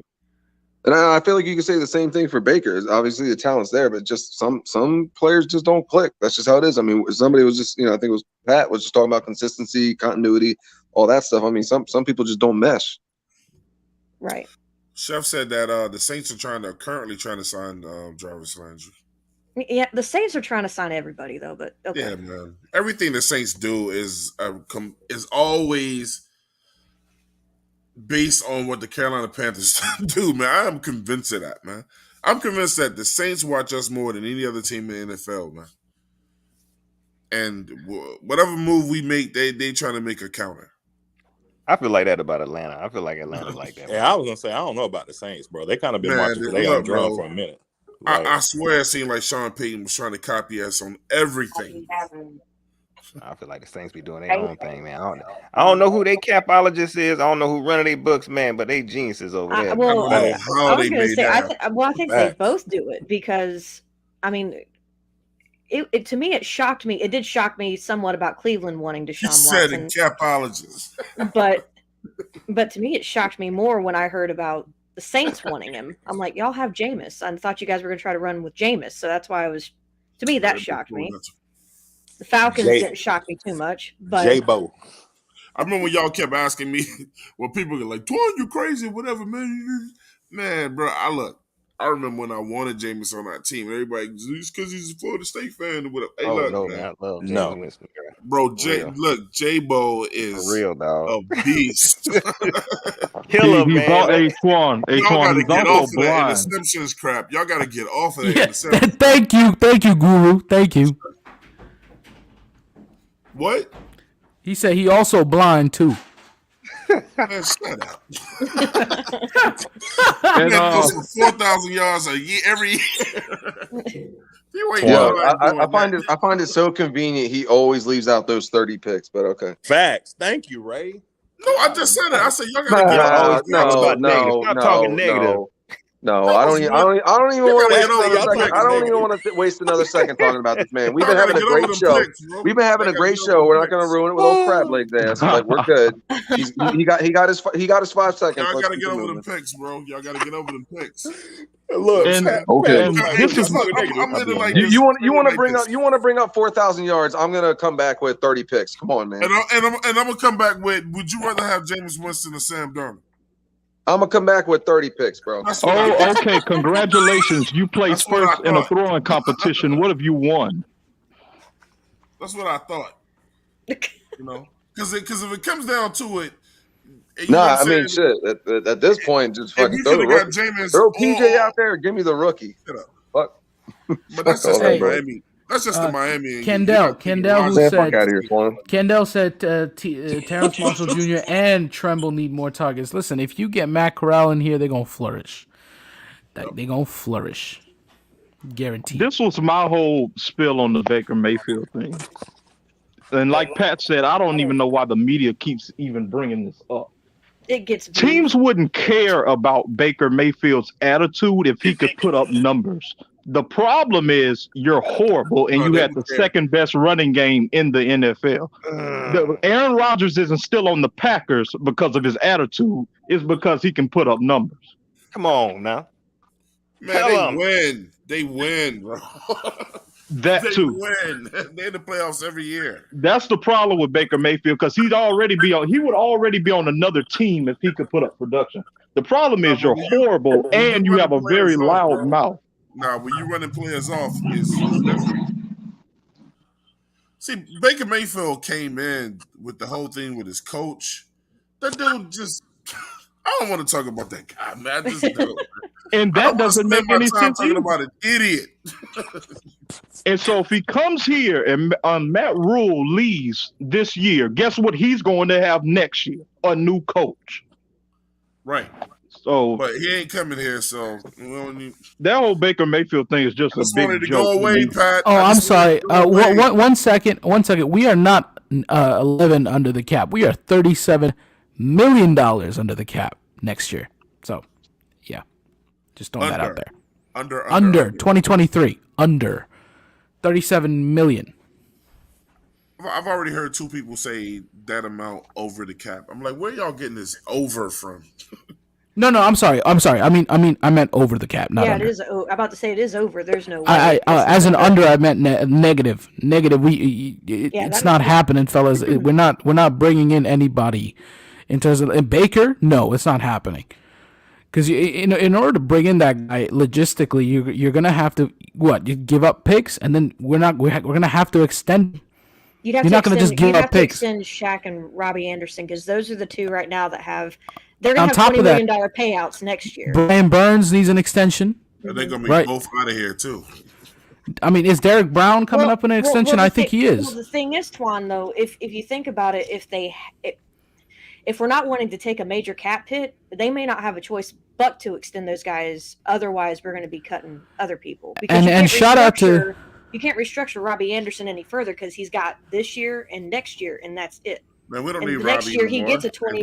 He gets over 20. And shout out to PNP. Shout out to Panther Nation podcast. I mean, they say something I usually always say. Once you go into this game of restructure, you play the restructure game. You're going to have to do it every single year. Look at the Saints. Look at Green Bay. They keep pushing back money, and this is how you're going to have to play. Either you translate some of this money. I think quite at least 20 million of this money next year. I don't know how Jadeveon Clowney, if we're going to get him or not. A substantial part of this money is translating until next year, or else you're going to have to keep playing this restructure game. Yeah, I was about to say there's 5 players I think next year I really don't give a damn about. I'm sorry, Claire. Go ahead. No, I was just saying there's 5 players next year where they're restructured contracts now have them receiving most of their money next year, and that's Robbie, that's Shaq, that's Brian Burns going to need an extension. DJ Moore, he's going to get $20 million next year. Taylor Moton, CMC. So I mean, that's where the bulk of their money went, is next year. Now, to those who are who are wanting to see Robbie and Shaq go, I mean, that may happen, but we're going to have to pay them. So that means that's $40 million out the door that's going to have to be paid and owed to them. Do y'all think we can sign Akeem Hicks? I like Akeem Hicks. That's what I want. He's a free agent. I forgot about him. I like him, and I like Alexander Johnson. I love Alexander Johnson as an option. I know he's had injury issues in the past, but his run score as a linebacker is in the high 90s. And yet the run game is where we're at our weakest. So why wouldn't, I mean, and we could get him, 1 or 2 years, maybe $5 to $7 million per year. That's nothing compared to a Baker Mayfield contract, which is why I want to just hear that whole argument stop. It's not worth it. And that's what scares me, our defense against the run game. Okay, I mean, what have we really done to even improve it?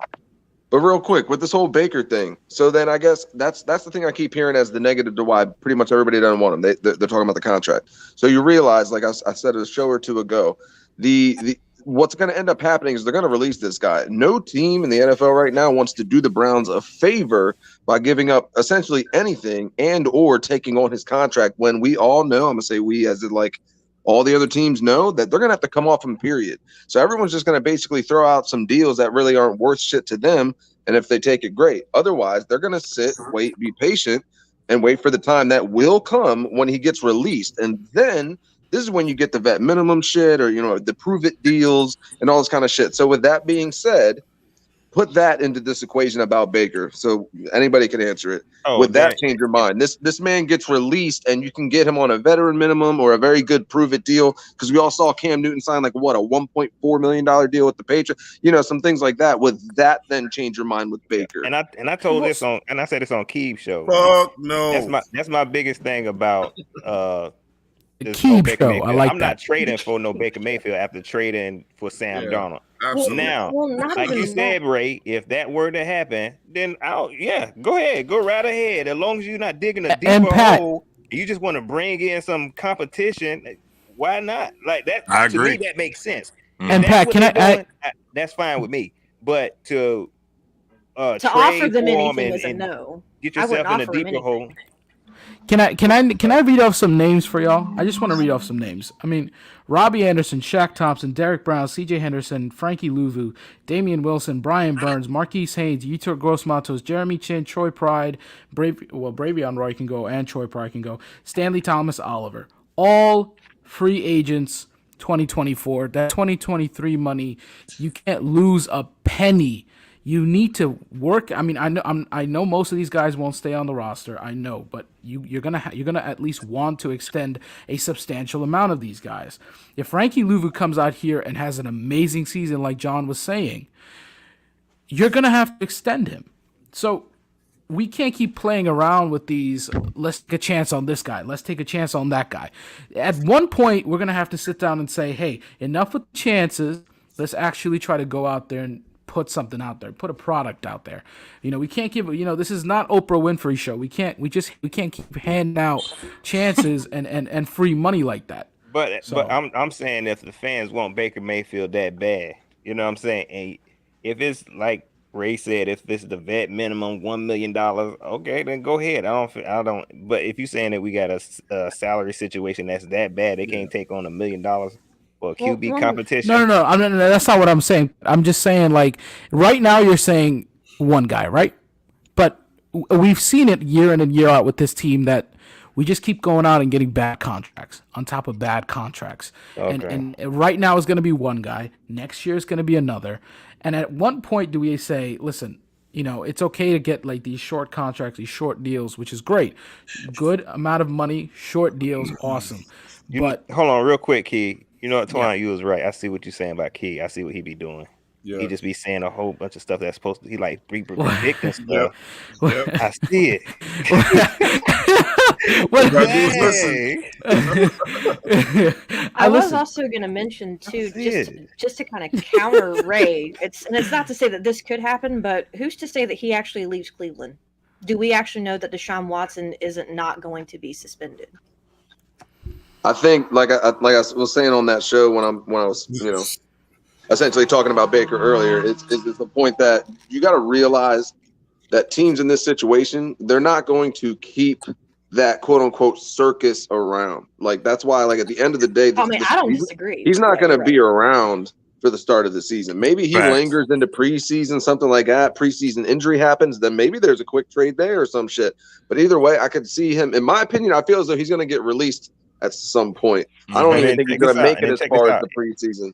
But that's just when he get released, like everybody else thought whenever Deshaun Watson, his little case, was dismissed or whatever, everybody assumed that he was coming here. But y'all forget, this is like the worst team in the league. Don't nobody like the Panthers, so he didn't choose us. So if Baker Mayfield get released, who's to say we his first choice anyway? We're not. What I'm saying? So that's what we got to look at. That's a good point.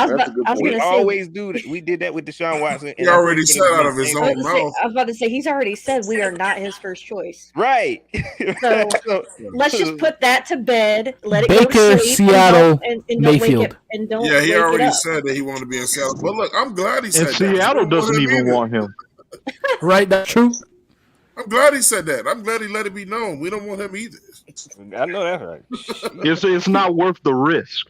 Look, man. Well, it is worth the risk if he's released. It's a cheap contract. For $1 million, but that's no, it. Keep listen. We have people going to jail every month. Put Baker Mayfield in that locker room and watch what happens. Yeah. What are you saying? You gonna commit a felony?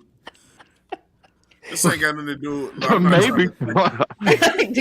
He might kill. He might take out Robbie for harassing him. I think Robbie will take him out first. Vice versa. Yeah, I'm about to say Robbie will take him out first. Yeah, man. It's you gonna say the hard ER. That's all I'm gonna say. There's probably so many guys in the league waiting to beat up Baker Mayfield. I really don't get that. I really don't. Like I that's just crazy to me. Like this, I mean, last year was horrible for him, but he's won in this league. Like that's what I'm saying. I don't get the hate. I really don't. Like it's crazy. Beyond you the mean contract, like that nobody wants him? Yes, because if you think about it, his situation is not much different than Breeze. When they drafted Phillip Rivers, Breeze came off an injury. A lot of people, there's always been this kind of ghost theory out there that Nick Saban may have never left the NFL and may be a Super Bowl winning head coach had he got his wish. Because when he was in Miami, he wanted Drew Brees. And Wayne Huizenga, who was the owner at the time, would not sign him coming off of that shoulder injury. And that's how he ended up in New Orleans. And so, to me, like when he was in San Diego, I mean, the numbers were similar. Records were a little bit better, but of course they had a much better team. They were in an easier division.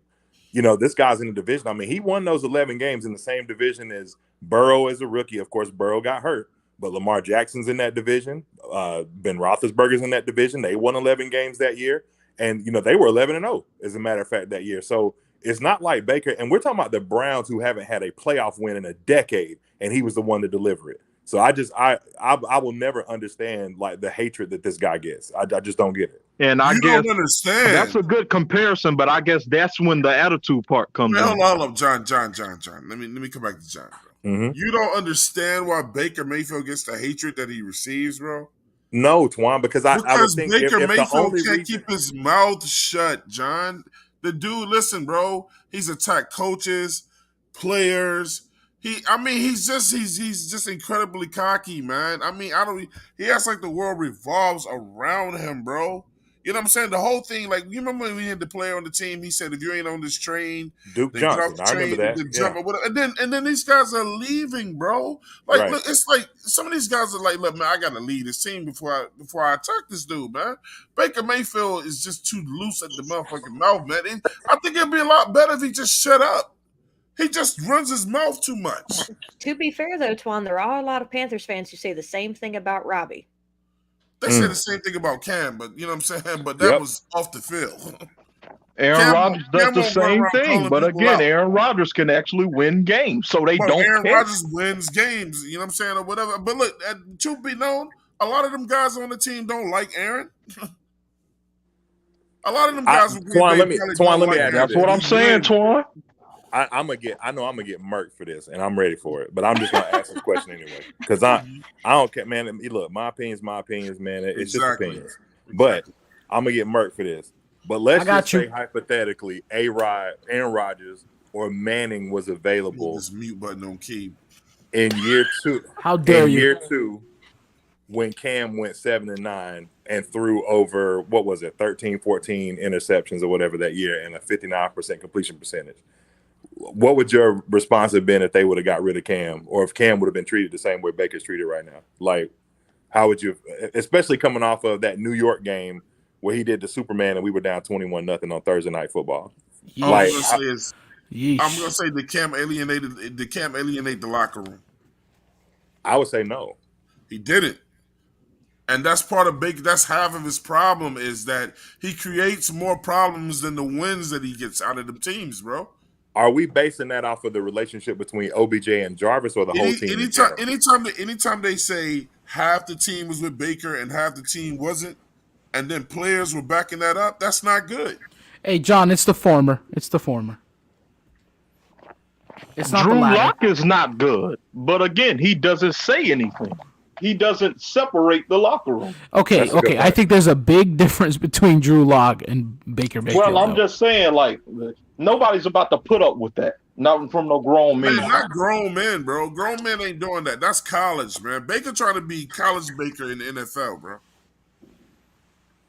I'm surprised somebody ain't swung on him yet. The Drew Lock point was a good point. They ain't point. gonna do that. Seattle even thinks Geno Smith is better than Baker Mayfield. That's not true, but they can think what they think. It is true because they haven't gotten him yet, so it's true. I mean, Geno was not better than Baker.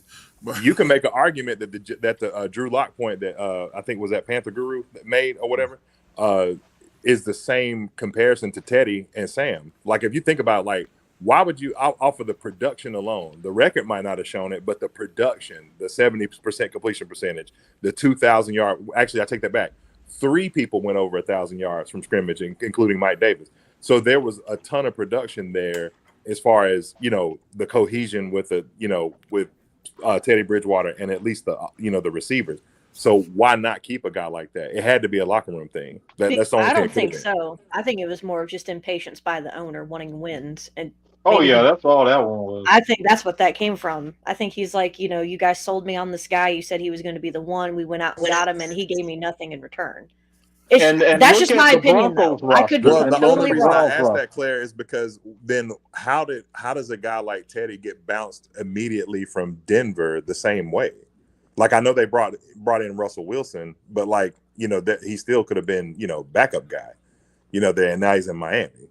Like, but I think two things can be true. I think that the owner can be impatient, and I also think that Teddy could have, because it was not like Teddy's character to go out and do what he did on that podcast, talking about red zone issues and stuff like that. He's never done that for any other team, before. There's still a lot of people that like Teddy too.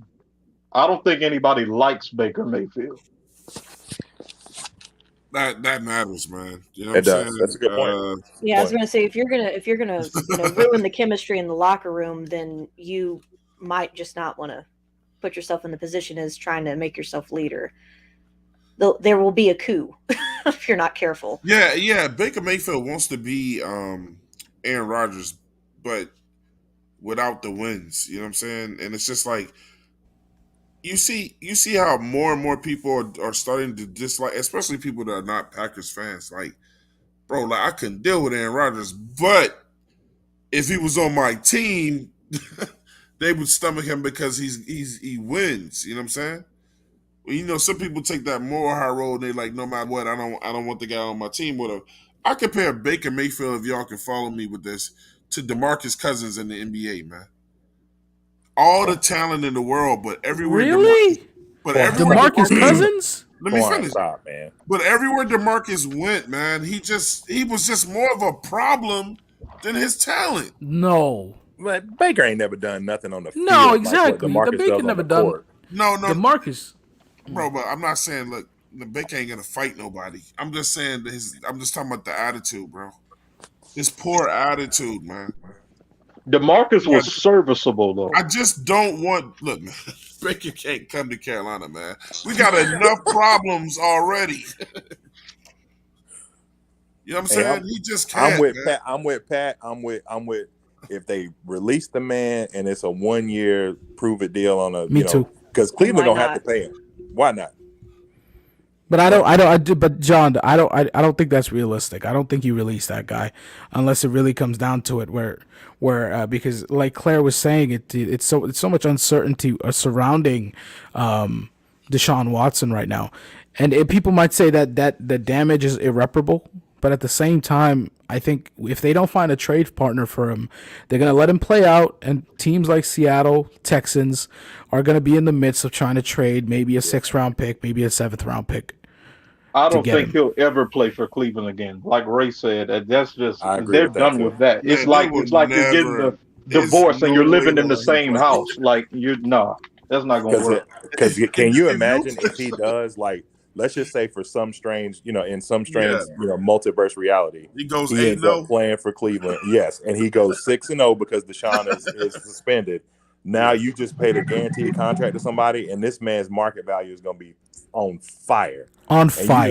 You just put Deshaun in the worst position ever because now he got Super Bowl written all like it's either Super Bowl or bust.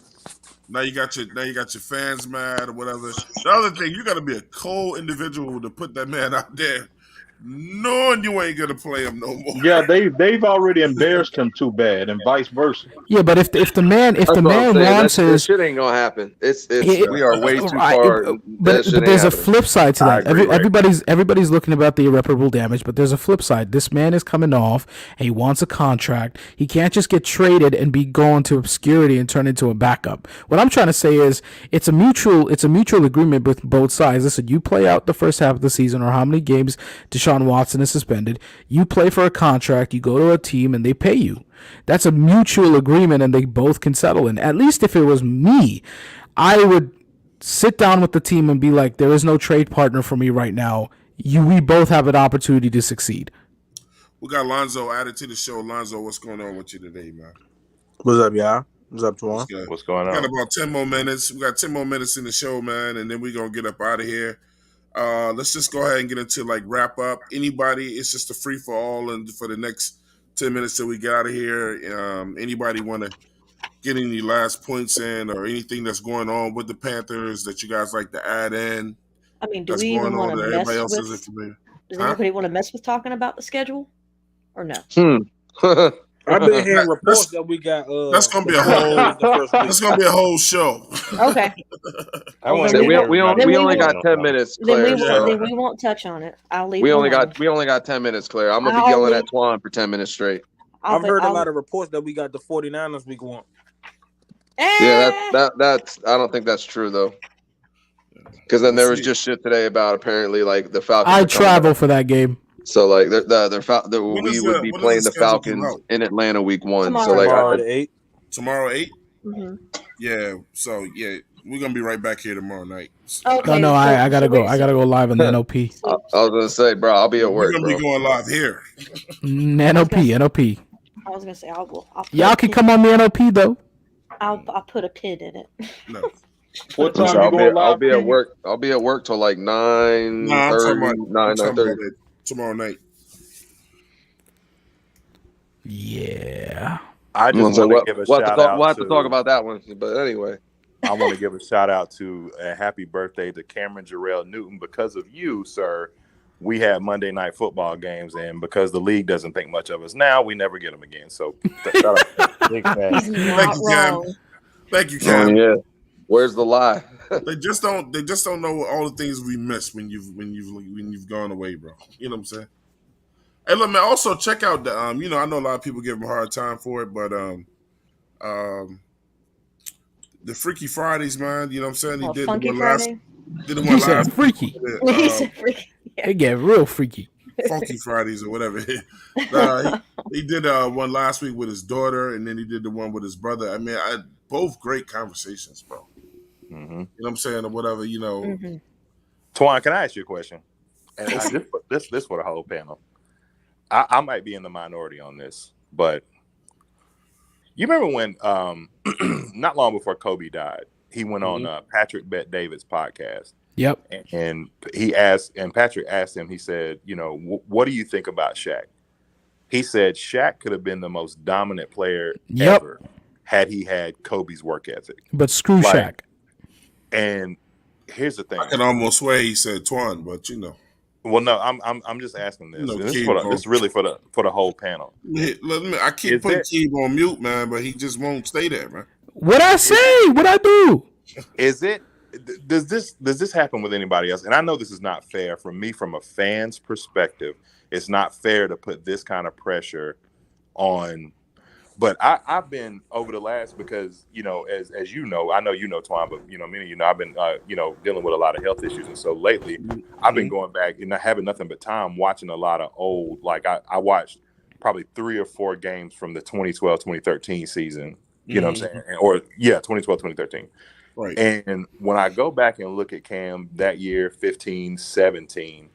Is there any part of y'all that gets mad at the fact that in your mind that if Cam had a Brady-like mentality that he would be the GOAT? Yes. I don't know why that pisses me off. That's why when you said Funky Friday, I was like, no, I'm not watching it. Because I can't get that out of my head. Because I'm just like, I understand you got other interests, and your interest shouldn't lie with what I want, you know what I'm saying, as a fan. But I just know that if you had the mentality of developing yourself in certain areas that you haven't developed over time because you relied on your talent, bro, there would be nobody ever better than you. Like Cam would be the GOAT, period. And it wouldn't even matter that Tom Brady's won 7 rings. Like, he would have every statistical category, like rushing, passing, all of that. And it frustrates the snot out of me. I don't know why. I'm gonna tell you the cold hard facts on that, John, and I gotta be honest, bro, when you ask. Gotta be completely honest. One of the main differences with Tom Brady, you know what I'm saying, and with Cam, I totally agree with everything you just said. It's Tom Brady for a while. Tom stayed off the internet. Tom stayed off the internet. Tom wasn't interested in what the world had to say. And you know what I'm saying? Like, so because we talking about work ethic, you gotta leave. It's just like I love when LeBron James used to go what they call 0 dark 30 when he was in the playoffs. You know what I'm saying? You got to put the distractions away. I don't care about the way he dresses or whatever, but it's just like you got to be locked in when it's time to be locked in, and then even just the little things that you enjoy doing, you might have to put it away while you're trying to get something accomplished and come back to that when the season is in the off season. And Tom Brady wasn't trying to make people like, hey, look what I'm doing, or whatever, and like I said, I don't get on the clothes or whatever, because Tom Brady now is more on the internet now, you know what I'm saying? But the difference is Tom Brady and guys they don't do the internet thing like that. And Cam started getting into things like with fans and he can say what he wants. Cam started actually caring about what fans started him. And when you locked in, you don't worry about that kind of stuff. I think his phone hurt him. You know what I'm saying? I know he picked up his phone, read comments, and you can't do that when you're trying to get something accomplished, man. You already know what they're gonna say. Well, a lot of that plays into age and maturity. Right. And so Tom Brady came a whole 11, 12 years before Cam, you know what I'm saying, or whatever. And Tom Brady wasn't like when his career started, when he started winning wings, it wasn't really thick. It was that internet influence wasn't thick like that. Right. These guys now, man, bro. But let me say this. I want to quantify one thing that I said really quick. Because when I say work ethic, Cam, like, first of all, and Greg Olson can attest to this, nobody works harder than Cam. So I'm not saying that Cam's not, a workout warrior and everything like that. But the one thing I have noticed, though, is like what kind of, and I told this to Keeb one time, what kind of workouts are you doing? Like, because one thing that I've noticed with Cam is like let's say, for instance, remember when they cut Cam and Cam was doing all the, black and white videos, working out, the gospel looked like, Incredible Hulk, lifting weights and all that kind of stuff. And it's like, with his shoulder injury, he's had to completely revamp his throwing motion. Like if I'm going to put anything out there for people to see, it's going to be me with a helmet on and maybe some pads throwing passes. Like not me lifting weights looking like a linebacker. Yeah, like you know that's what I'm like saying? to me, that's like you trying to prove a point, you know? Right. So it's when the you know somebody's gonna say something. Right. It's the kind of workouts that you do because of the memory. You know what I'm saying? People make those kind of changes all the time. You hear about the TB12 method or whatever like that. A lot of that was plyometric based because he needed to be more fluid, with his movements inside the pocket. And that's the only thing I'm saying. Like, I feel like if Cam would have put his focus, regardless of whether you dress in YouTube and whatever it is that he's doing, if the focus would have been primarily on that, like his pocket fluidity and like just, his pocket awareness and things like that, I have no doubt in my mind Cam would be the best quarterback ever. Like, I mean, because his measurables are off the charts, but it's just, and so for me, like I said, over the years, and it's selfish, because I'm a fan, it has been frustrating, to me, because I feel like it's a lot of untapped potential. That's all. I just think the injuries caught up to him, man, and then Carolina never put a line in front of him. I told people all the time, man, if Carolina Panthers never recruited Cam Newton, he might have had a better career. And I think on that. That's a good point. You said a line. I wouldn't say it was the wide receivers. He never outside of his. Just hold tight. Just think about what I just said. If the Cam Newton was recruited by another team, he might have been even greater than he is. I mean, there is some truth to what you're saying, Twan, but I don't know. I think there's a lot of things that factor into what happened with Cam and why. There could be the offensive line injuries, getting weapons around him slowly, not developing, him or the players around him as quickly as we would have liked to have seen as fans. But there is some truth to what John is saying. You don't, to quote Herb Brooks, you don't have enough talent to win on talent alone. And that's true. That goes for any player, no matter who they are. If so, that would mean that Cam could play every position and win the game by himself. And you can't. It's a team sport. But he also just has to have as much commitment and dedication on the field as he does to things outside of the field, too. Cam didn't have a line in front of him. I just won't let y'all come at him like that. Offensive line matters, man. That's why I'm convinced he stayed hurt.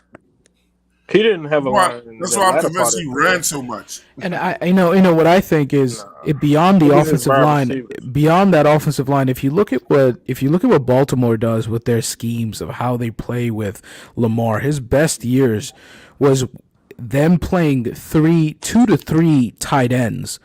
If Cam just had another tight end, or another 2 tight ends, whether it be blocking, you would not be able to tell what our scheme is.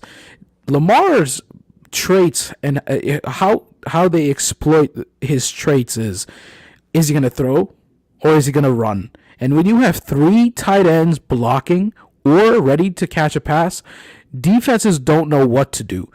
It's a big portion of that goes to the way we schemed for him, where we took advantage of his athleticism just to go out there and get mauled by defenders. If not just an offensive line, beyond that, if we just gave him the pieces around him, Cam would be the GOAT. So I agree with you on Carolina. If we handled Cam how Baltimore is handling Lamar Jackson, he would have never gotten that badly hurt, especially his shoulder. You know what, Keeb? It's so interesting you say that, because one of the things that frustrates me about the NFL is, well, there's really 2 things. Number one, it's a copycat league, obviously. Number 2 is the fact that oftentimes people in the league try to prove a point to prove other people right or wrong, right? Mm-hmm. So let me give you an example of what I mean by that. You talked about Lamar Jackson. Lamar Jackson is a very, very interesting case study because Lamar is really the first option quarterback that an offense was totally 100% built around him. You talked about the 2 tight end set. Right. Remember Cam's rookie season, 4,000 plus yards, right? Mm-hmm. Comes out, throws more yards than Dan Marino in his rookie year. Right. What was significant about that season? Jeremy Shockey and Greg Olsen. Right. 2 tight end set. They lose Chud. Jeremy Shockey retires, and they never find a viable replacement, but they also never even really try to go 2 tight end set again. Imagine, I always used to say, imagine if Michael Vick had the opportunity to have the same kind of offense that Lamar Jackson runs. He would have tore the league up. But see, the stigma on the black quarterback was that, well, you can't be athletic. It has to be a brain position. It's like, we're going to let you run around. You can drop some stuff in the dirt, is kind of what Cam done as well. But for the most part, we are going to hone you in to try to refine you as a passer, as opposed to, letting you develop yourself as what you are. So like when Robert Griffin came into the league, when Shanahan had to scrap his whole playbook and they went with what was Robert Griffin's skill set, you can make an argument, had he not gotten hurt that season when they were up 14-0 on Seattle in the playoffs, they might have won the Super Bowl that year. Right. I agree. It's just unfortunate. I mean, there's a lot of things that go into my it. emotions like this. and John, there's a lot of things that goes into it. It's the handling of injuries. It's the handling of his situation. It's the handling of how he ran plays. I don't even look at the wide receivers because, I mean, I like to talk about Lamar Jackson because he doesn't even rely on it. Wide receivers is probably fourth on his list of his priorities for that team, and as it should be, because you should be exploiting that person's strengths, but not to the detriment. Don't want to play there. But that's okay. That's because why you lose a Hollywood Brown, though, because right. But at the same time, if you can keep getting good positional draft picks, good underrated wide receivers, and continuously fuel that, or maybe get proven guys every year, like, I don't know, if Robbie goes there, or at least he did go, if he did go there his first year. Well, what I'm trying to say is I think it's situational for Cam, and I think a lot of things went wrong with him, but especially on Twitter, it's like people just discredit the man, which is unfortunate because he's one of our best players all time. So many things went wrong with how he handled that situation. It's unfortunate. Why? How he handled what?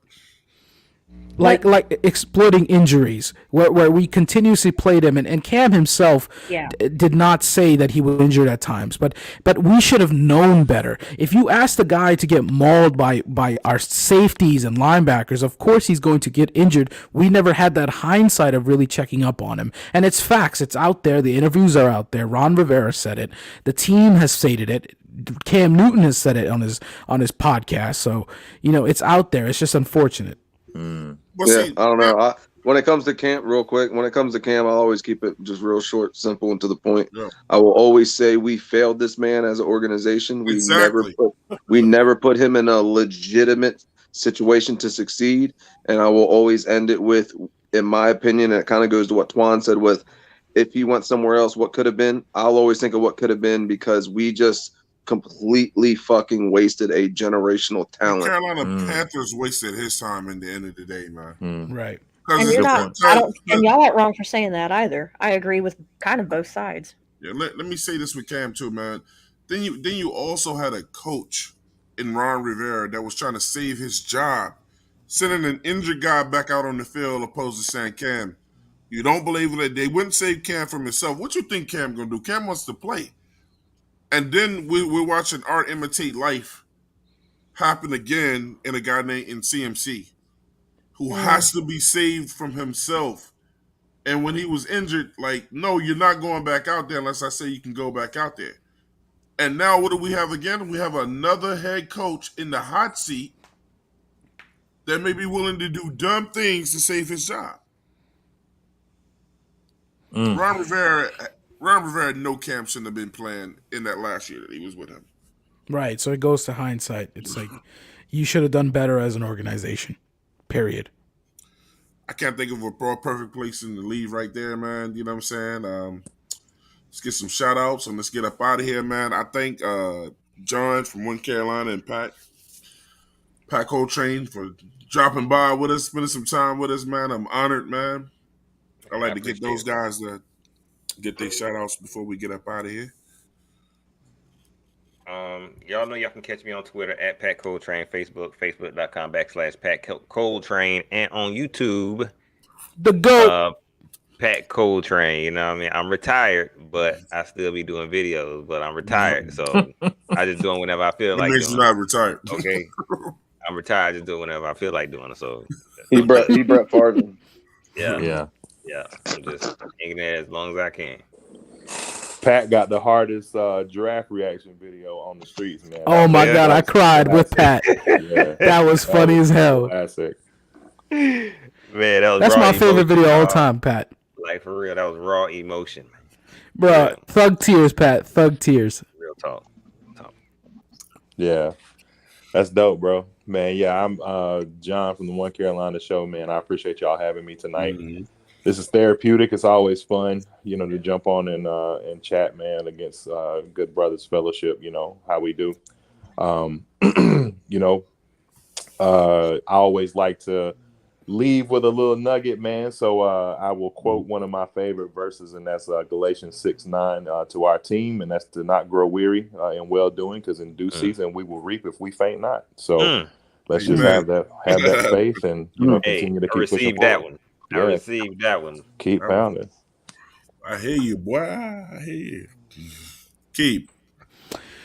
Man, where do I begin? I wouldn't be doing the show if I didn't turn on YouTube one day during quarantine in New York, and I opened Pat Coltrane show, and I opened Keep Pounding TV, and there's a reason I call Pat Vote, because Keep Pounding TV at that time, at now of course is tumultuous, but at that time when the brotherly love, and then Pat just making me laugh, I was like, I gotta get on this. And 704, shout out to 704. And what 704 used to do is reciprocated to what John does in his podcast. Pure facts, just a lot of just pure hearted facts and reason. There's a lot to love. Shout out to John, shout out to Pat. Thank you, brother. I look up to Twan, Ray, even Claire. I mean, Claire was always donating, and I have a lot of love for Claire. So y'all my mentors. I love y'all. Mental health is a big issue that men and women don't like to talk about, because society puts a lot of pressure on adults to be perfect, but it's okay not to be. So take care of it. Take care of your well-being. We've all been there. Shout out to every one of y'all. I mean, I'm not even going to shout out NLP. If you want to check it out, but check out these guys. One Carolina, Pat Coltrane. And just keep pounding.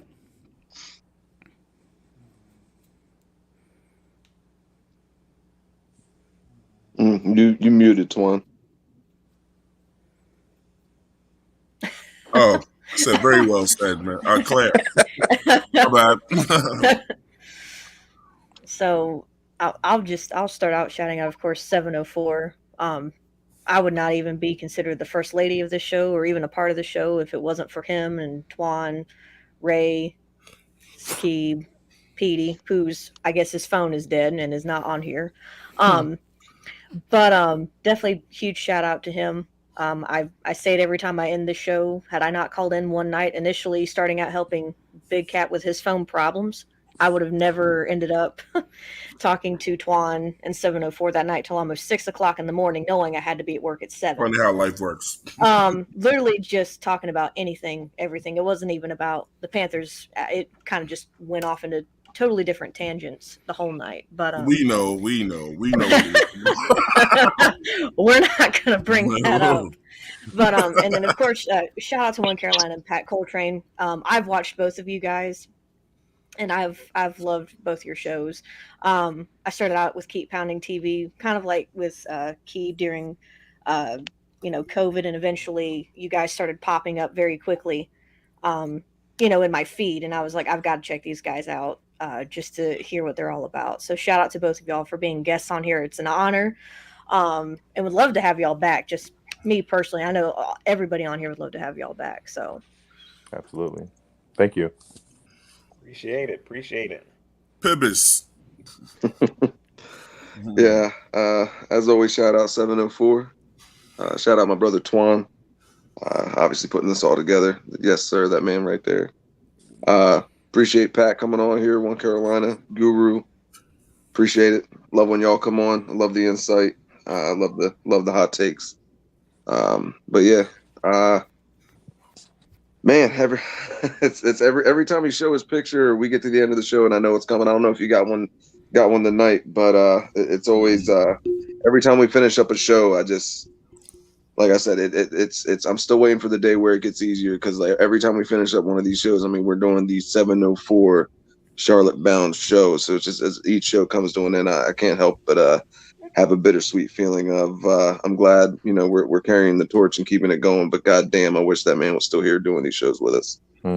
Absolutely. So yeah, it's always you always catch me at the end of the shows. My tone kind of changes, and I just still to this day, like I said, I'm still it's still raw, and you know, I see the man's picture. We speak on him, and it takes me to that place every time. So, you know, Keeb, you know, speaks on mental health and things like that. It's just, you know, just you know. And I will ask just as a, man. Just as a side crazy. note, I'm a little lost for words at this point. My bad. I was gonna say, just as a side question to Ray and Twan, are both of y'all's pictures still holding up good? Like they're not fading or anything? Nah, mine's great. I'm still trying to figure out where to put mine at. If anything, I'm probably just gonna have to put it in a different frame. But oh yeah, well yeah, those got tore up all to pieces and transit. Yeah, I love that. I love that. I definitely love that. I'm gonna need another one. Something else. Yeah, I'm gonna definitely need something else with him. Yeah, because I've got copies if that ever happens. So sure. Always hit me up for those. Obviously, I'll end it with my bad, but obviously, you know, back on the other side, you know, I end it with another great show as always. Like I said, One Carolina, Pat, really appreciate you coming on. Keeb, Claire, Twan. Yeah, great show. I appreciate it, and you know, giving us all a place to vent and you know, talk that shit. First of all, man, you guys gonna start the 704 show is gonna be running a lot more now. One thing I definitely learned from Pat Coltrane and One Carolina, man, you know, and other shows, man, is you gotta start putting a lot of attention into your own craft. You know what I'm saying? Mm-hmm. And I'm all about definitely shining on other shows and helping guys out or whatever. But I'm you better start seeing me put more effort, more money, more whatever into the show. I think we got something special going on here, and it can only continue to grow as we put the energy into it, and as I put the energy into it, and keep it going that way. But I thank everyone that comes on here. I thank all the fans that come in here and check us out and spend your time with us, because there's so many more things you could be doing, man. I thank Pat for coming on here, One Carolina John, my man on here. Yes, sir. The entire staff, Claire, Ray, all of y'all, man. You know what I'm saying? It's always nothing but love on here. I mean, it's therapeutic, man. You know, I mean, if you want to join the show, 100%. Allow anybody in, you know what I'm saying, to come in and do your thing. You know what I'm saying? Just understand that it's a debate, and we allow you to talk, whatever, you know what I'm saying? Just like John, I will leave y'all, since we're on the mental health thing, you know what I'm saying, tonight, you know what I'm saying? I will leave y'all with with a nugget, and that's check on your strong friend. Check on your strong friend, bro. Sometimes we're not always as strong as we appear, man. You know what I'm saying? Check those people out, man. Call and see how they doing. You know what I'm saying? Don't just assume that they're being strong through everything. You know what I'm saying? With that being said, man, I'll catch y'all the next time. Might be here tomorrow night. That's my goal. If my guys can't make it, I'll still be here to break down the schedule, and we'll go from there, man. Love all you guys, man. I'll see y'all next time. This is the 704 show, man. We'll holler, bro. Yes, sir. Yeah. Let's go. Cut it, cut right. Carolina Panthers. For life. It's on, baby. Let's go. Bow, bow, bow. This ain't a rebuild. This is a recharge. We under new rules. We got a new squad. It's time to ball out. It's time to go hard. It's time to ball out. It's time to go hard. This ain't a rebuild. This is a recharge. We under new rules. We got a new squad. It's time to ball out. It's time to go hard. It's time to ball out. It's time to go hard. Yo, this ain't a rebuild. This ain't a restart. It's more like a new look. It's more like a recharge. Cause we some ballers and you know that we used to win it. Playoff contention. Yeah, we contending. They talking about the belt, my team getting tripping as if it is over, as if we are finished. Like the offensive line ain't gonna bring all that pain when they battling inside the trenches. The front seven going hard, I guarantee that you probably won't get best of 50. And we got thieves in the back and they lurking, they'll throw it too deep cause they picking. I hope the opposing quarterback is thinking they better be smart with decisions. Cause we are gonna ball out and bring out the fire and dominate our competition. The mission is simply to beat all your rivals and stand tall within your division. See, we are the Panthers and from Carolina and everybody know we popping. And lately in most of the hating discussion, they talking we happen to top it. Throw it to DJ or throw it to Curtis or throw it deep downfield to Robbie. And Teddy gon' make a big play with his feet or complete a touchdown from the pocket. And Christian McCaffrey taking it all the way, hitting that hole like a rocket. I don't see a team in the National Football League better or ready to stop it. This ain't a rebuild.